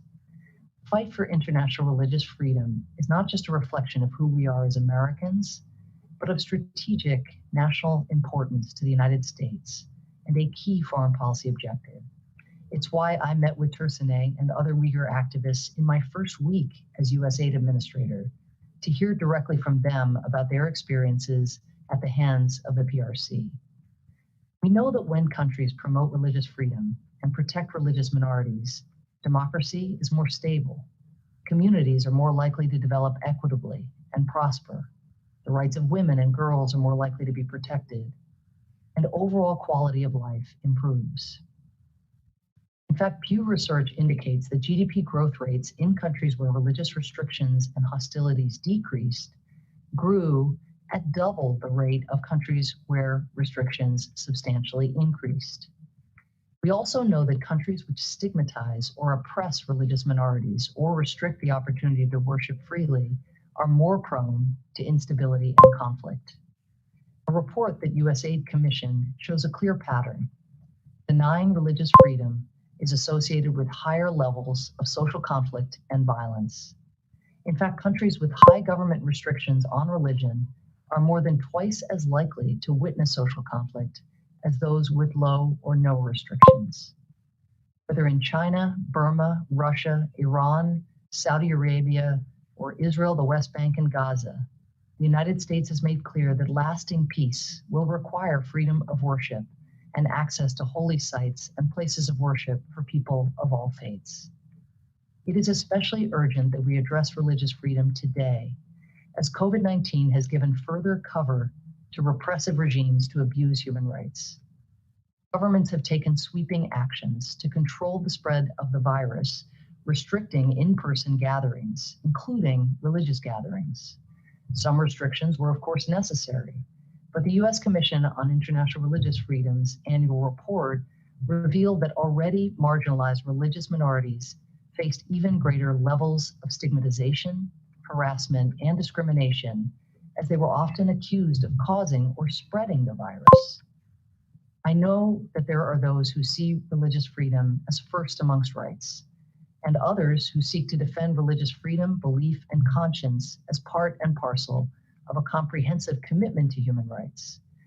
What has become even more clear in the past year is that religious freedom is only as secure as its co-equal rights. The freedom to speak freely, to assemble and associate freely, to advocate your cause to political leaders, and to live free from slavery or torture. These rights, these principles are interdependent. Religious freedom cannot exist without them, and it is our responsibility to advance them all. It remains incumbent on us all to demonstrate that democracy can only function and deliver when it includes, protects the rights, and hears the voices of all people. And because the United States is no exception, we must continue to grapple with our own legacies of inequity and oppression. Put simply, persecution or violence against communities because of their religion or belief is symptomatic of a broken system. Religious pluralism, tolerance, and freedom yield stability, security, room for sustainable development, and democratic progress.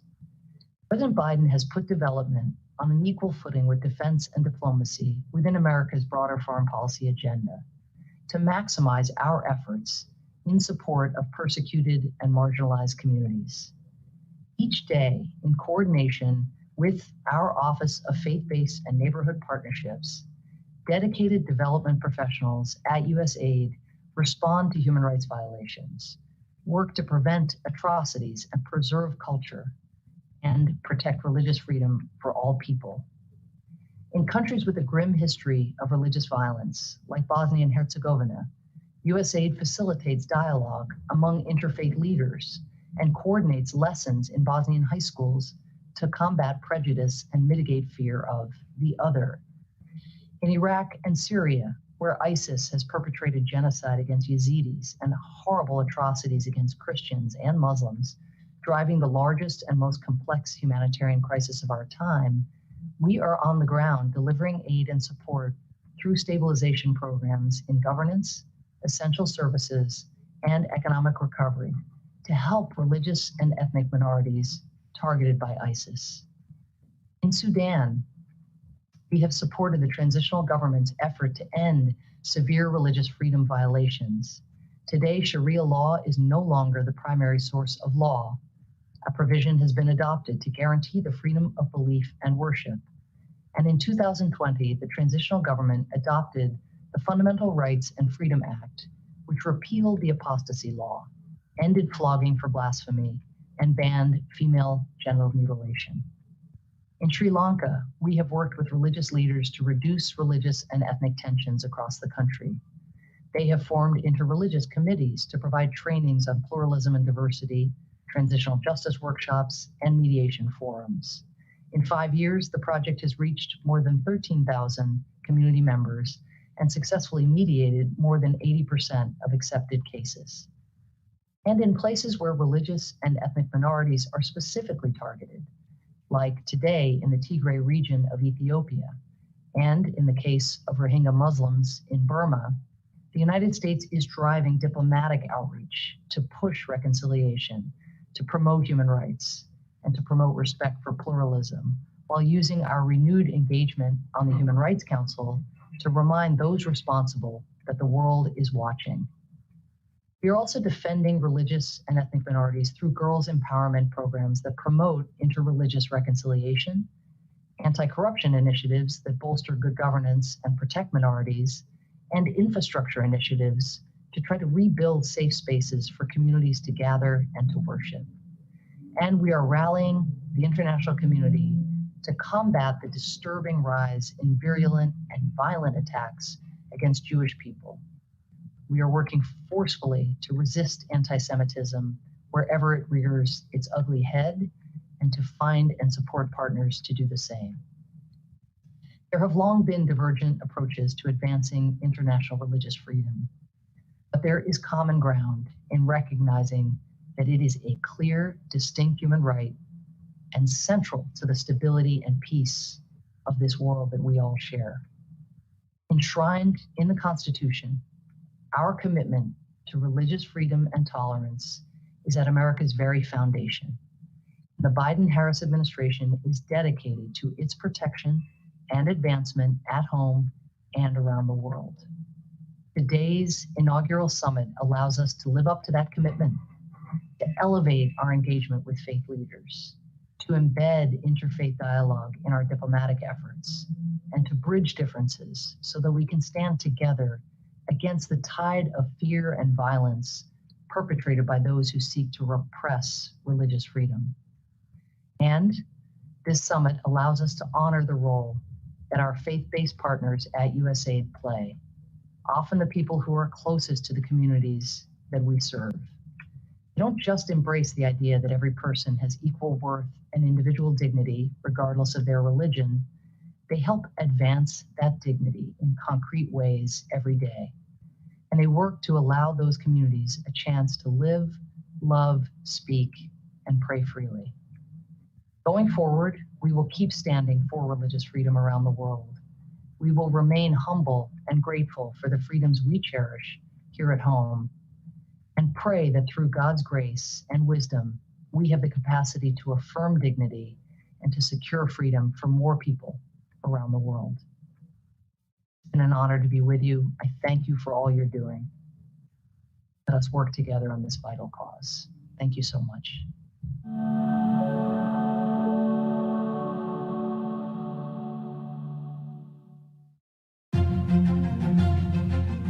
Welcome back, Pam Pryor.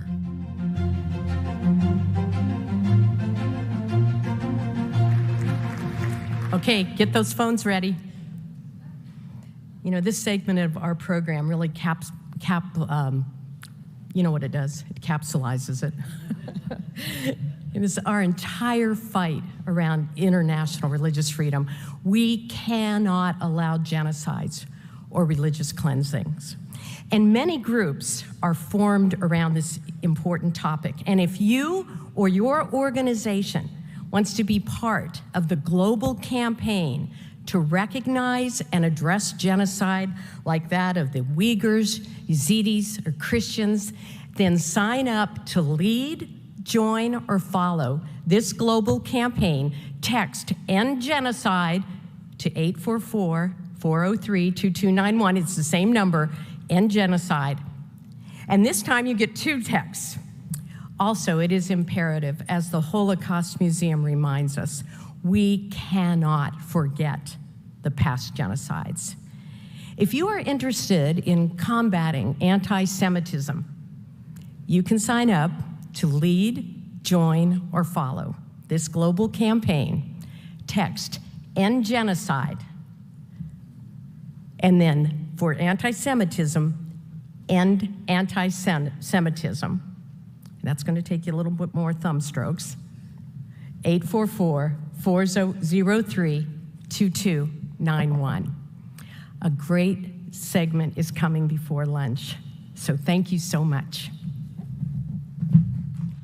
My name is YY Nu, and I am a Rohingya Muslim from Myanmar. I grew up in the town of Butidang in Rakhine State of Myanmar with my grandma, parents, and siblings. My father worked as a school teacher for about 30 years and was elected to parliament in the 1990 election. It is a rich Rohingya tradition to live together with their parents and children as a big family, and is one we cherish so much. But in Myanmar, due to systemic persecution for decades, severe forms of marginalization and violence and genocide, Rohingya families' lives are torn apart and separated in different parts of the country or the world. So many have been killed or forcibly deported. I haven't seen my grandma for a long time and may not be able to in my entire life due to travel bans against my community. This is a severe form of harm to my family and my community. This is my story.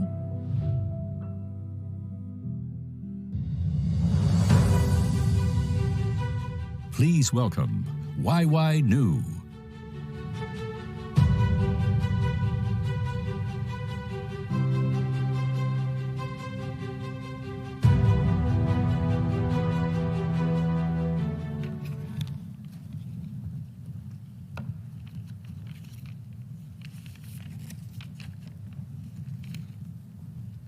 Good morning, everyone. Thank you for this opportunity to speak here today. I'm very honored to be here. As we gather to discuss religious freedom, I remember and pay tribute to all victims and survivors of the past and current religious persecution. I was born and grew up in Rakhine State, which is western part of Burma, where we Rohingya have resided for generations as our native land. However, in my generation, our existence has become a crime due to our ethnicity and religion. For decades, Burmese government have denied our history, our identity, our citizenship, and deprived us of all our basic human rights, including freedom to travel, to marry, to give birth, to go to school, to conduct economic activities, or to have access to healthcare, and to practice religious activities, and the list goes on. I was born into insecurity and persecutions, and my entire life has been subjected to many forms of systemic and structural discriminations and dehumanizations, including being imprisoned for 7 years at the age of 18 as my entire family, as a Rohingya political family. Yet, I feel I am a privileged one in my community. My experience is nothing comparable to the experiences of the 1.1 million victims and survivors in Bangladesh refugee camps who had to flee during the genocidal campaign in 2017, and the daily experiences of the remaining 600,000 Rohingya in Myanmar. These survivors and victims witness the most horrific experiences, including the killing of their family members, throwing children into fire, raped thousands of women, including in front of them in most cases, and forcing them to flee their home after torching hundreds of villages. Each and every one of us is a testament to the genocide that we continue to endure every day. For decades, The Burmese military has used this brutal and divide and rule tactics of persecutions against the ethnic and religious minorities across the country. Today, the coup in Myanmar is the result of the wall failure to hold the perpetrators of these atrocity crimes, the military, accountable. Since February, the same military has been using similar tactics against all the people in Myanmar and killed over 900 people, including children and elderly, and detained over 6,000 and forced thousands more to flee from their homes. To end this human suffering, we must first recognize the problem as it is and then work on addressing root causes. For years, many civil society organizations, including my organization, Women's Peace Network, have advocated to the world about the decade-long mass atrocity crimes in Burma. But the world has not listened to us. The international community now must recognize these crimes as it is. Now is the time for the US Secretary of the State to recognize the Rohingya genocide before its 4th anniversary next month. Second, we must take concrete actions to hold violations of religious freedom accountable. I urge the US government to use the international justice mechanisms to end the military leaders' impunity, and the US Congress to pass Burma Human Rights and Freedom Act, Burma Act at House, and the Rohingya Genocide Act immediately. Ending the military's impunity will not only help the survivors of Rohingya genocide and other civilians of Burma, but also will send a signal to other regimes around the world that their actions have consequences. Third, we must implement measures to protect the religious and ethnic minorities. We must see that the protections of the minorities and religious freedoms are connected, and that the ethnic and religious minorities are targeted in many parts of the world.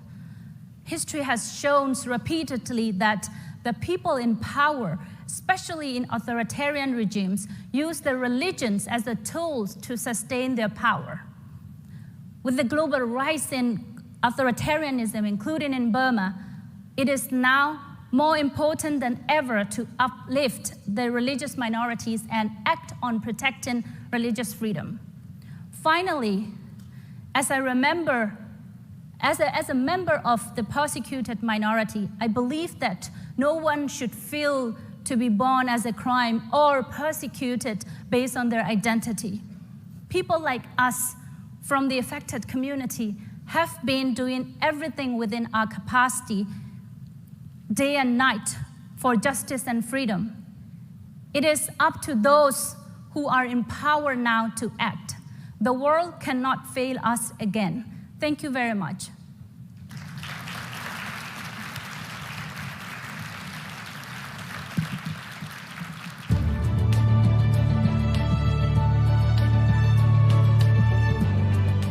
Welcome back, Summit Co-Chair Katrina Lantos Sweat.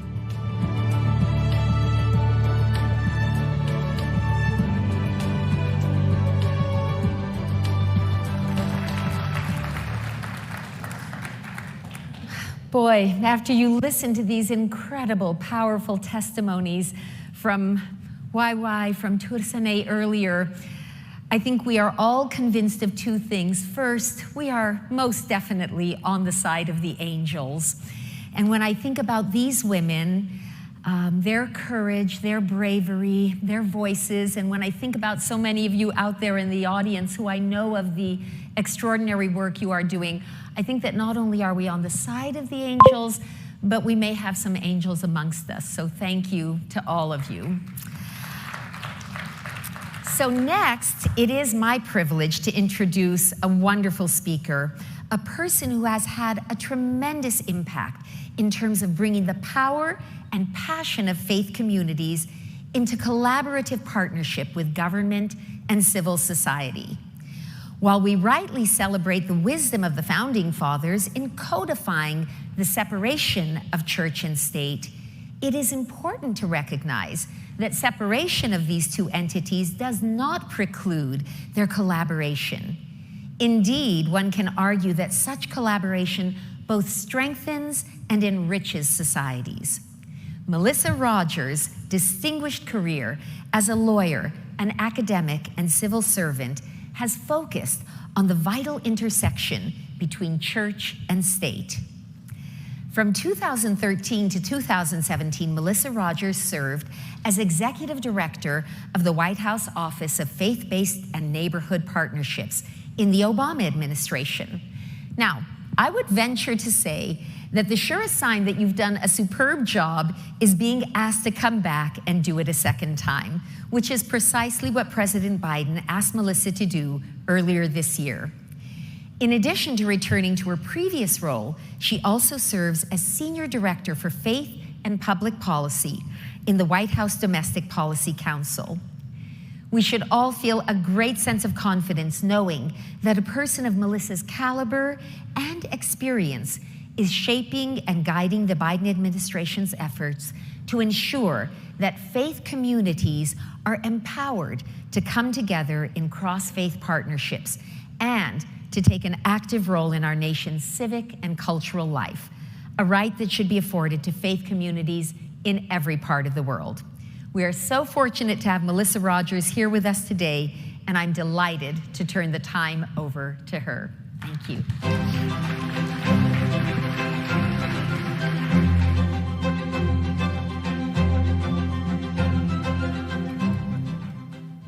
Good morning. It's great to be with all of you. And thanks, Katrina, for that very kind introduction and for your leadership on these issues, including through this wonderful conference. I'd also like to thank Ambassadors Brownback and Saperstein for their distinguished teamwork on international religious freedom, including through this conference. Their collaboration across party lines is a great reminder that we can find common ground amid our differences and work together to change people's lives for the better. Thanks as well to all of you gathered here today, both virtually and in person. It's inspiring to be among so many leaders dedicated to the freedom of religion and belief for everyone, everywhere. I'm pleased and honored this morning to bring you warm greetings from President Biden. As the President has said, ensuring freedom of religion is as important now as it has ever been. This right, as you know, is enshrined in the First Amendment to our Constitution and the Universal Declaration of Human Rights. As you know, that declaration states that everyone has the right to freedom of thought, conscience, and religion.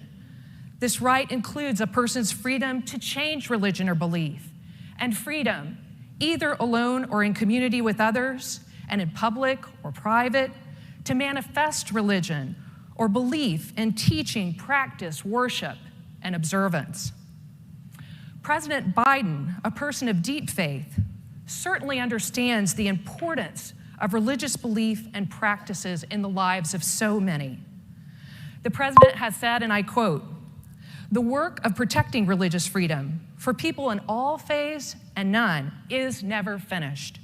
We must be vigilant against the rising tide of targeted violence and hate at home and abroad, and work to ensure that no one feels afraid to attend a religious service, school, or community center, or walk down the street wearing the symbols of their faith.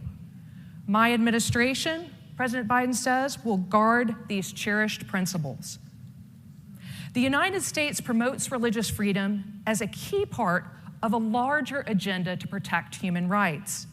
In addition to the State Department's Office of International Religious Freedom, which I'll refer to as the IRF office, the department also has, for example, a Bureau of Democracy, Rights, and Labor, a Bureau of Population, Refugees, and Migration, an Office of Global Women's Issues, a special envoy to advance the human rights of LGBTQI+ persons, an Office of Global Criminal Justice, and an Office to monitor and combat trafficking in persons.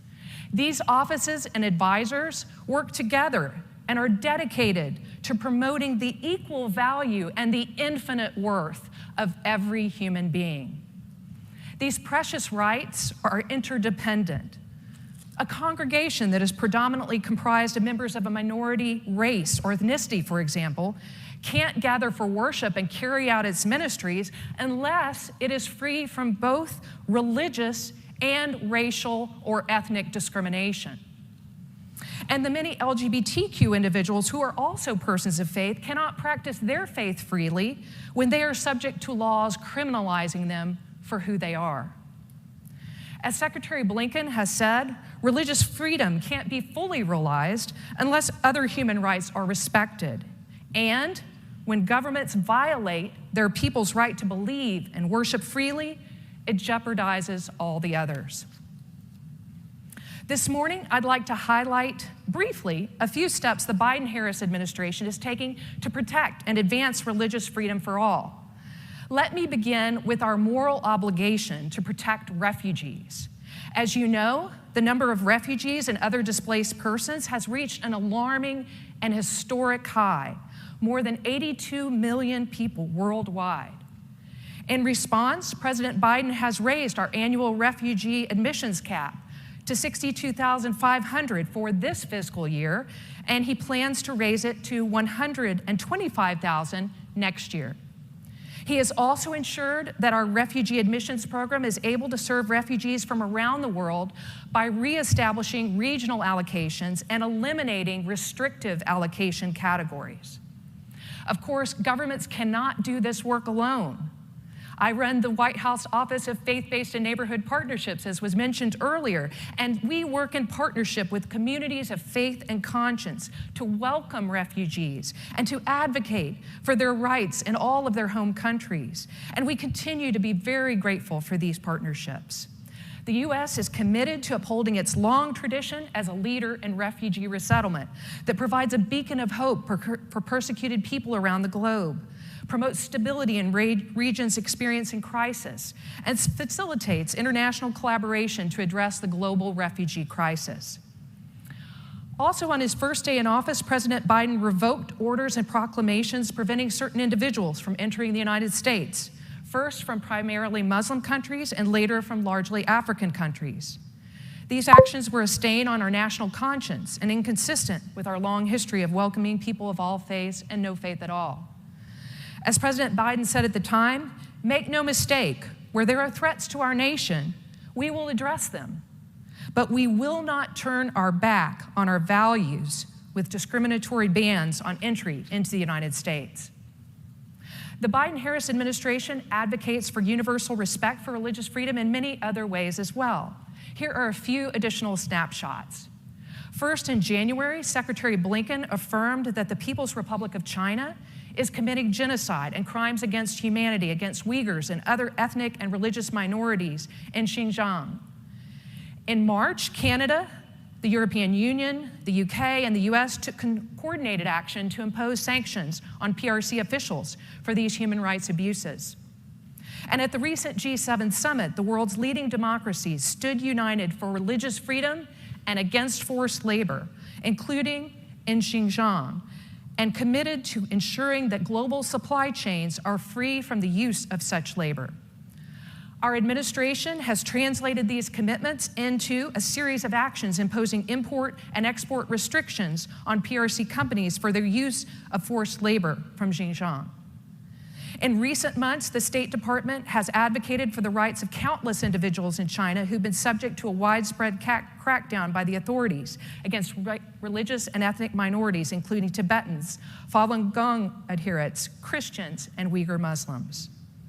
We will continue to use all appropriate tools to promote accountability for those responsible for human rights and religious freedom violations and abuses in China and elsewhere. Second snapshot.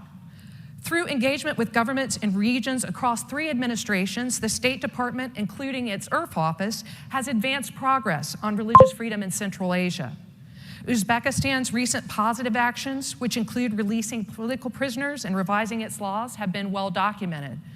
Tajikistan is now set to receive the UN Special Rapporteur for Freedom of Religion and Belief for the first time, and recently announced plans to adopt a human rights action plan. Turkmenistan released 16 Jehovah's Witnesses conscientious objectors from prison in May, and we hope to see further reforms. Another snapshot. The U.S. has taken strong stands in support of democracy and human rights in Burma. As the Burmese military accelerated violence against civilians in the wake of the February coup, the administration provided emergency support for members of various ethnic and religious minority groups at a time when many found themselves in the military crosshairs for actions as simple as praying for peace. In 2020, the State Department again designated Burma as a country of particular concern for severe violations of religious freedom. Another snapshot. In June, the IRF office worked with our missions abroad to track the disturbing global uptick in both anti-Semitic and anti-Muslim incidents and sentiment related to the Israel-Palestine conflict, including a surge in online hate speech and tropes, vandalism of temples and mosques, and harassment and physical assaults. Also, the IRF office has maintained international momentum and enthusiasm for the ministerial to advance religious freedom. We look forward to participating in what we hope will be the first post-pandemic in-person ministerial to be hosted by the United Kingdom in London next summer. We'll look forward to seeing many of you there.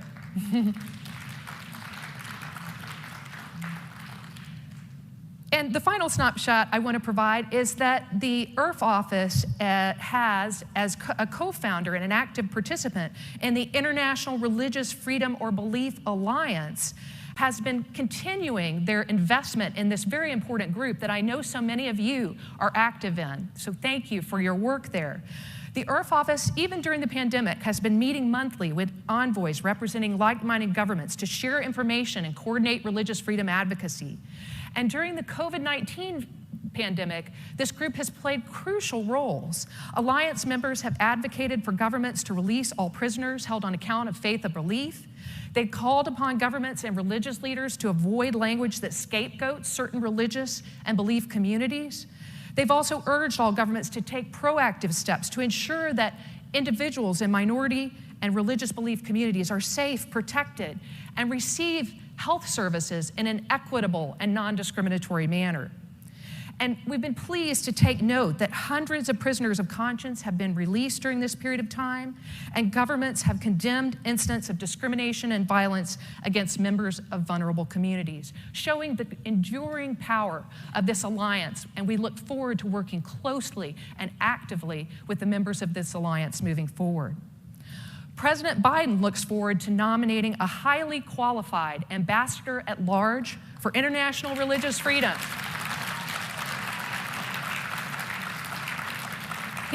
He looks forward to doing so in the coming weeks to carry forward these and related efforts. As important as the work of governments is, Eleanor Roosevelt was correct when she said that the destiny of human rights is in the hands of all our citizens and all our communities. The United States government deeply values the role of civil society in advancing international religious freedom and human rights more broadly. Your work is vital to informing our engagement and advocacy, and you also hold us accountable for our efforts to promote the values in the Universal Declaration of Human Rights. You know, listening to the speakers today, and I know we've had a great day yesterday as well, it's plain. There is so much common ground on international religious freedom issues. It's inspiring, it's encouraging. There is so much good we can do together to alleviate suffering around the world, to recognize the dignity of all, and to restore hope. This is an exciting opportunity for us to work together. And President Biden and his administration looks forward to working with you to do this important work. We offer our thanks and our best wishes for you at this conference as you do this work here. And we look forward to collaborating with you in the days ahead. Thank you so much for the time to be with you today.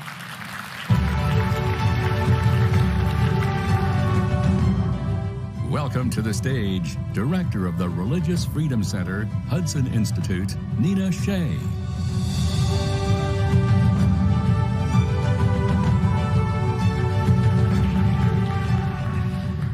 What an inspiration this conference is. Good morning. We're now going to tackle the critical and enormous issue of refugee protection. The UNHCR reports that there are over 82 million forcibly displaced persons worldwide. Many of these displaced are from situations of conflict, insecurity, and persecution in which particular religious and ethno-religious communities are targeted with atrocities. These groups are among those most vulnerable. Even in their places of displacement, often they are marginalized, severely discriminated against, and either further victimized. In Iraq, for many years after ISIS attacked the Yazidi and Christian communities of Nineveh, UN aid failed to reach these victims. Faith-based groups, especially local faith-based groups, stepped in and showed that they can play an indispensable role in helping to identify the needs and distributing the aid. With us to discuss these issues and policy solutions are three distinguished experts. It's my honor to introduce them. Rita Stephan, USAID Regional Coordinator for Religious and Ethnic Minorities for the Middle East. Anurima Bhargava, Commissioner of the U.S. Commission on International Religious Freedom and its immediate prior chair. His Excellency, Bishop Matthew Hassan Kuka of Sokoto, Nigeria. Please join me in welcoming them to the stage.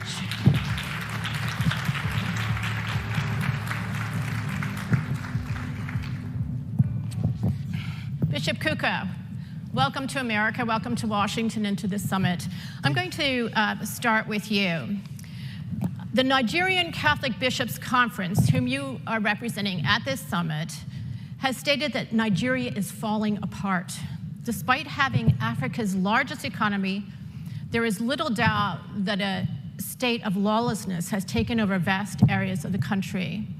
Please tell us a little bit about this situation and how it happened and how that affects your community, Christian community. Well, thank you very much once again, and I really want to thank the organizers of this spectacular event. Let me say that what the bishops of Nigeria, the Catholic Bishops' Conference said merely resonated the sentiments across Nigeria, and you really don't even have to be living in Nigeria to know the existential threat to our common humanity and unity that has been our lot in the last few years. The good news is that Nigeria has had, for the first time in its history, 5 back-to-back elections, thus showing very clearly that Nigerians themselves have decided to embrace democracy. Unfortunately for us, in the last 6 years or so of the Buhari administration, we had hoped, that this government will be able to build on some of the opportunities. And I can say, for example, that the chairman of the party on which the president rode to power is a communion-receiving Catholic. The director of his campaign was also a communion-receiving Catholic. These are people that I know pretty well. So right across the board, there was massive support for this, for the administration. And we had hoped that given the president's antecedents, it would be possible for him to build and deal very quickly with issues of national cohesion, fighting corruption, and then unifying the country. Unfortunately, the policies of government focusing on nepotism, obviously and very clearly favoring Muslims by way of the appointments, suddenly led us to where we are now, which is that you have a whole culture of cynicism, which even ordinary people in northern Nigeria who are Muslim more of them have died in this, in the last few years than even Christians. So what we're dealing with is an existential threat to the unity of the country itself. The Bishops' Conference, of course, we market hope, so we continue to look on the bright side and encourage our people to look a bit more closely about the opportunities that, that we still have. And so this is really where we are now. Okay, thank you. Rita, tell us how USAID is able to work to alleviate the burden of displacement in the Middle East, and any lessons that you may be able to point out for the Nigeria situation, which is also suffering from huge numbers of displacement. Absolutely. Well, thank you, Nina, and thank you, dear panelists, for this opportunity. I want to say when ISIS took over Iraq, it was really unprecedented, and it was a situation that used indiscriminate violence. And while no one could have accounted for that, our response was very swift and comprehensive, working with allies in the US government and international allies. USAID assistance came to the refugees in Iraq and the internally displaced individuals with humanitarian assistance right away. Then we were able to provide cash assistance, food supplies, and cash for work opportunities. Just recently, my account in the last 2 years, for up to 50,000 people. Now, the amount that we've spent in Iraq since ISIS is on the religious and ethnic minorities has been about over $500 million. And beyond humanitarian assistance, we provided an infrastructure rehabilitation, preventive and mental health services, but we also provided economic opportunities and development assistance. Again, just in the last 2 years, we were able to support 6,000 female-headed households and 4,000 small businesses get back on their feet, and these are all minority businesses. We continue to work on peace building and to prevent future conflicts and support the return of a displaced population in the Nineveh Plains and Western Nineveh, and most of whom are religious minorities, of course. And I'm proud to say that even during COVID, we were able to achieve a peace agreement in the Tel Afar Covenant agreement between Sunni and Shia and the Turkmen. So our work continue, and absolutely there's so much to do in the aftermath of atrocities. Commissioner, tell us about USAID's work to help religious minorities, or recommendations that you have made to the Biden administration to help. Thank you, and it's really a pleasure to be here with past commissioners and a number of our present commissioners and staff of the U.S. Commission on International Religious Freedom. We were created in 1998 through the International Religious Freedom Act, and one of the things that IRFA has really guided us to do is to have a very rich history of advocating on behalf of those refugees who are fleeing religious persecution around the world. We recently had a hearing that was on refugees fleeing religious persecution and made recommendations to the Biden administration on how the U.S. government can better support refugees and asylum seekers.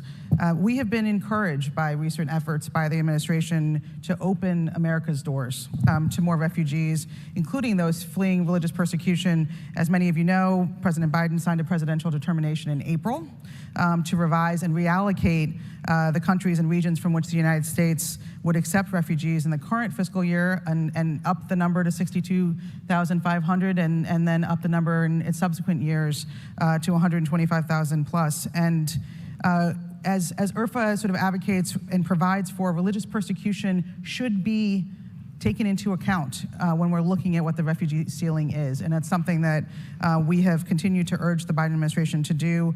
I think it's important. It was unfortunate at best that in prior years, some of the places in the world that we have seen some of the worst religious persecution were places where the United States closed its doors and that we're seeing those doors open up again. So one of the things that we want to advocate for is not only for refugees around the world, but for the continued implementation of the Lautenberg Amendment, which is an amendment and a special program for ensuring that certain persecuted religious groups from Iran can seek refugee status in the United States. There are currently 80 Iranians remaining in Austria who have been waiting to come to the United States. That is a small part of obviously refugees around the world who have been waiting as well. And so we also have spent a lot of time looking at the expedited removal process, which is whether or not the treatment of those who have come to our borders seeking asylum comports with the United States obligations to support refugees And we've issued reports, a number of reports on expedited removal. Most of the flaws that we've seen in the expedited removal process are ones that linger and continue. And so we really urge the Biden administration to make sure that there's not an erroneous return of asylum seekers to countries where they could continue to face persecution and torture, and something that could be exacerbated, and certainly was exacerbated when expedited removal was at the levels it has been in recent years. So we're excited to know that there's going to be executive order really asking for there to be a review of the expedited removal process, and it's one where we want to make sure those who are fleeing religious persecution are part of that conversation and the ways in which that process is improved.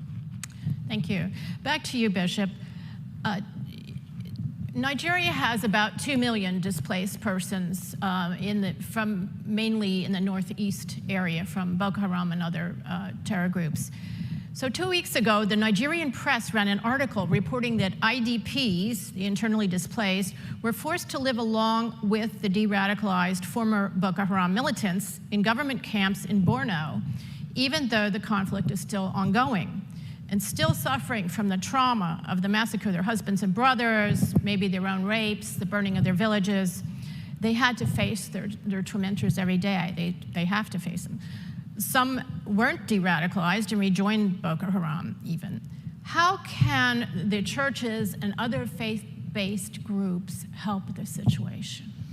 Well, thank you very much. I think perhaps some of your data may be based on, maybe a bit old, in part because after the Northeast, in the last 3 years or so, the violence has spread across to North Central, to Northwestern Nigeria, and to Southern Nigeria. So obviously the refugee figures or IDP figures are much higher than that.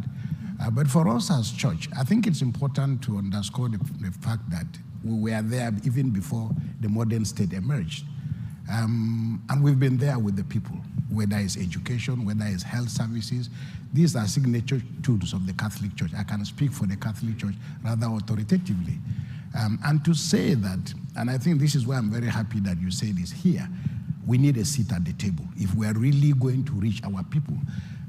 Those giving out the money from government to workers know that a lot of the money going to developing countries, especially post-conflict countries, are largely stolen, and they never reach the people.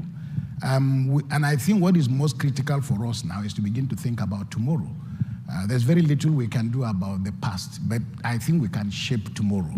And in my view, there are 3 quick points I'd like to make. The first, for example, is if we're looking at how Boko Haram has destroyed the foundations of our society, we must also accept that educating a new group of young people is important for shaping the future. Right now, there are a total of about 15, 16 million young Nigerians who are moving around the streets and not in school. The abduction of school children has not only created a completely different sense of what education is for children, it is also made it very difficult even for those who are not in school to think very clearly that perhaps Boko Haram must be celebrating. So I make the point that perhaps even if by way of scholarships and so on, we need education. For me is the most fundamental tool for integration. And I live in Sokoto, and the Christian population in Sokoto is barely 2%. Sokoto is the Vatican of the Muslim community. We are running, even with the little resources we have, we're running the best schools.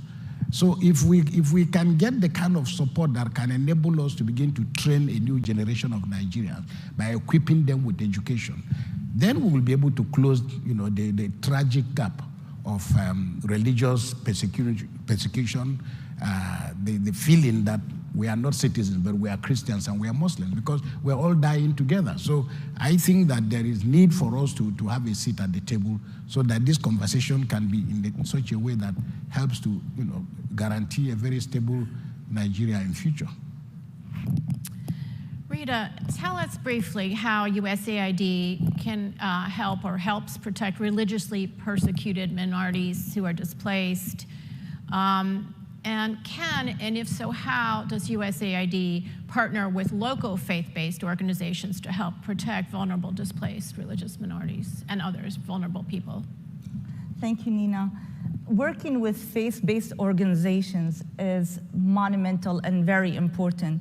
We learned from working in the region, in the Middle East region, that faith-based organizations are trusted, They have credible voices with the communities, but need some professional development, which we have been working on, especially in countries like Lebanon. I'm glad to share with you that our recent project, Baladi CAP, we trained 14 different faith-based organizations that ended up benefiting about 2,000 people in providing social services and economic development.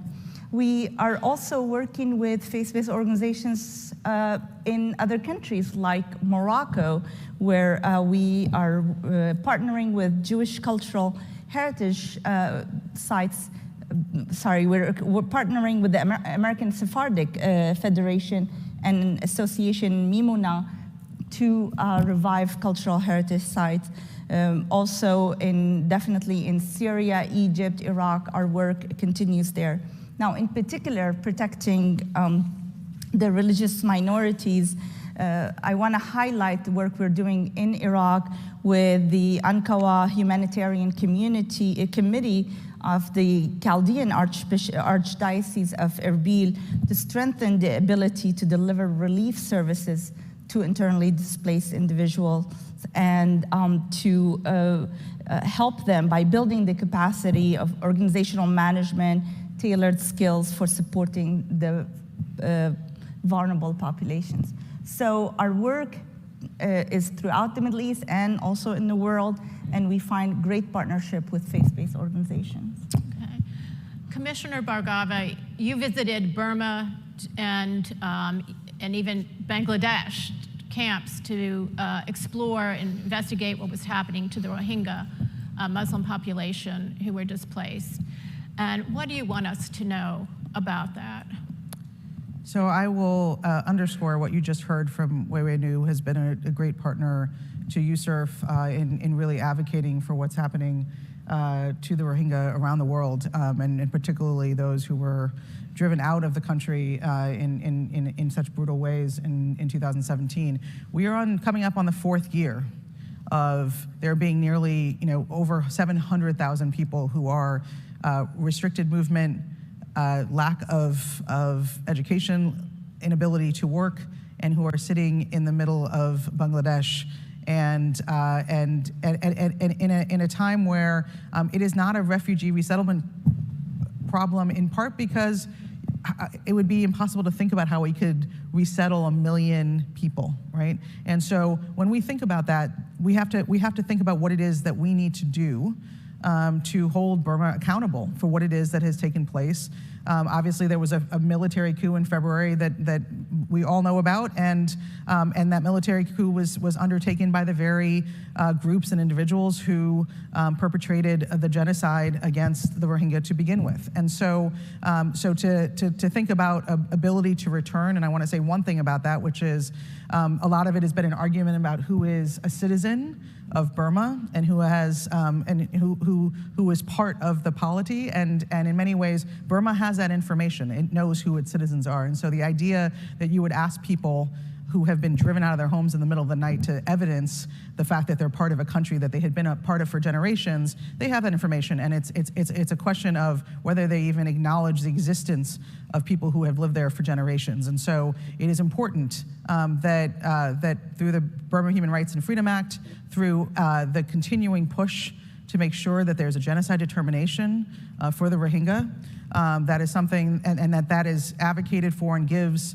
some of what we need in terms of underscoring of the importance of the work that's being done in international tribunals to hold Burma accountable and to make sure that we don't buy the idea of a military that has driven people out, suggesting at this point, when they want credibility with the world, that they're going to welcome the Rohingya back. It's not a question of return, it's a question of safe return, and it's a question of return with dignity and the worth and the value that so many that we had a chance to meet with in Cox's Bazar in Bangladesh conveyed so gracefully and forcefully to us. And so I think for us, as it is the case with refugees around the world, It is an enormous, as we all know, an enormous crisis in terms of the numbers of refugees we're seeing, and in the places in which we can find ways to hold those who have driven people out accountable. I think that has got to be part of the process, because it is not a situation in which we're going to be able to. I certainly would encourage the United States and other places to welcome the Rohingya, and to the extent that we have, I applaud that. But we certainly need to take other steps to address what's going on there. Okay, I think we have about 30 seconds left, but Rita, I want to ask you that what does USAID do to prevent refugees and displaced from forming in the first place? You have atrocity prevention programs. Can you just say something very brief about that? Absolutely. You know, atrocities don't just happen out of the blue. We see things that build up, although towards the end they go quickly. And these things often are unnoticed. While we cannot prevent atrocities, we work with local organizations to kind of mitigate the impact of any effect on minorities. And this is where we found through our work to be very important and very useful, the ability to act quickly and locally. Okay, thank you very much. That's a wrap. Thank you. Thank you. Which way do we exit? Once again, Pam Pryor. Lunch. I promise, soon lunch. You know, every human being is fearfully and wonderfully made. And protecting the least of these, the vulnerable, is a common theme in religious writings. If you want to be part of establishing a global watch group made up of representatives of all faith communities who could report on and respond to religious-inspired violence, then sign up to lead, join, or follow this global campaign. Text "End Violence" to 844-403-2291. It's the same number every time. End violence. Okay? Thank you so much. Welcome back, Summit Co-Chair Katrina Lantos Sweats. Well, what a morning it has been. We have been inspired and touched and educated and uplifted. And I have some very exciting news, which is that lunch is just around the corner.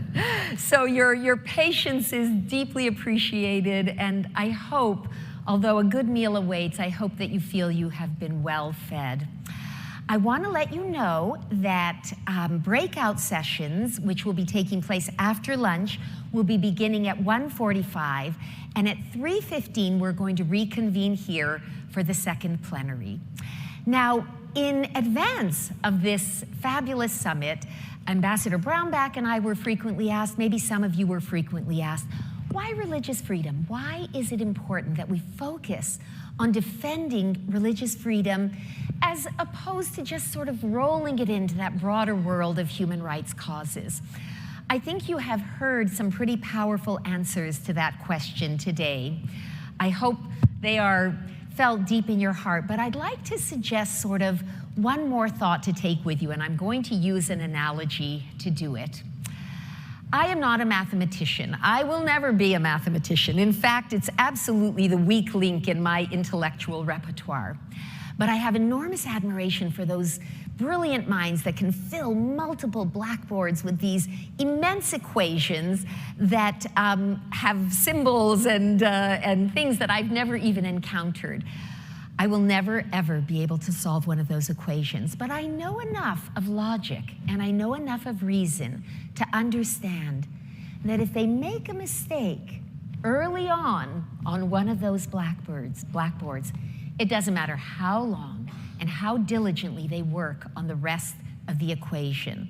The sum will never come right until they go back and fix that problem. To me, respect and defense of freedom of religion, conscience, and belief is sort of the first piece of the human rights equation. It is the foundational piece. And none of the rest of it will ever come right if that peace isn't in place. And that's why it is so important that we fight for this cause, and we are so grateful and so inspired to have you in this fight with us. Religious freedom for everyone, everywhere, all the time. It's our mission, it's our calling, and with your help, we'll bring it to pass. Thank you so much, and we look forward to seeing you back for the second plenary later this afternoon.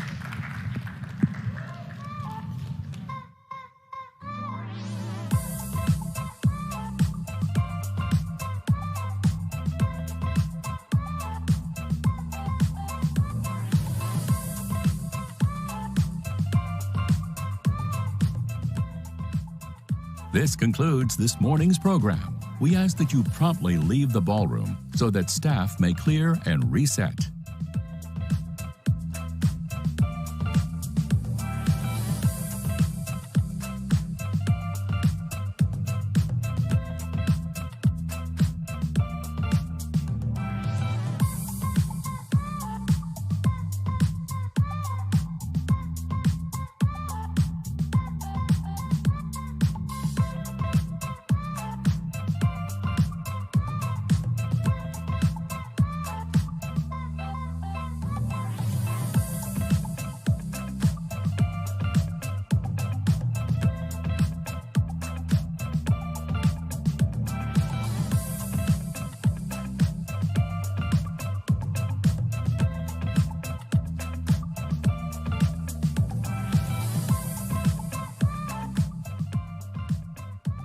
This concludes this morning's program. We ask that you promptly leave the ballroom so that staff may clear and reset.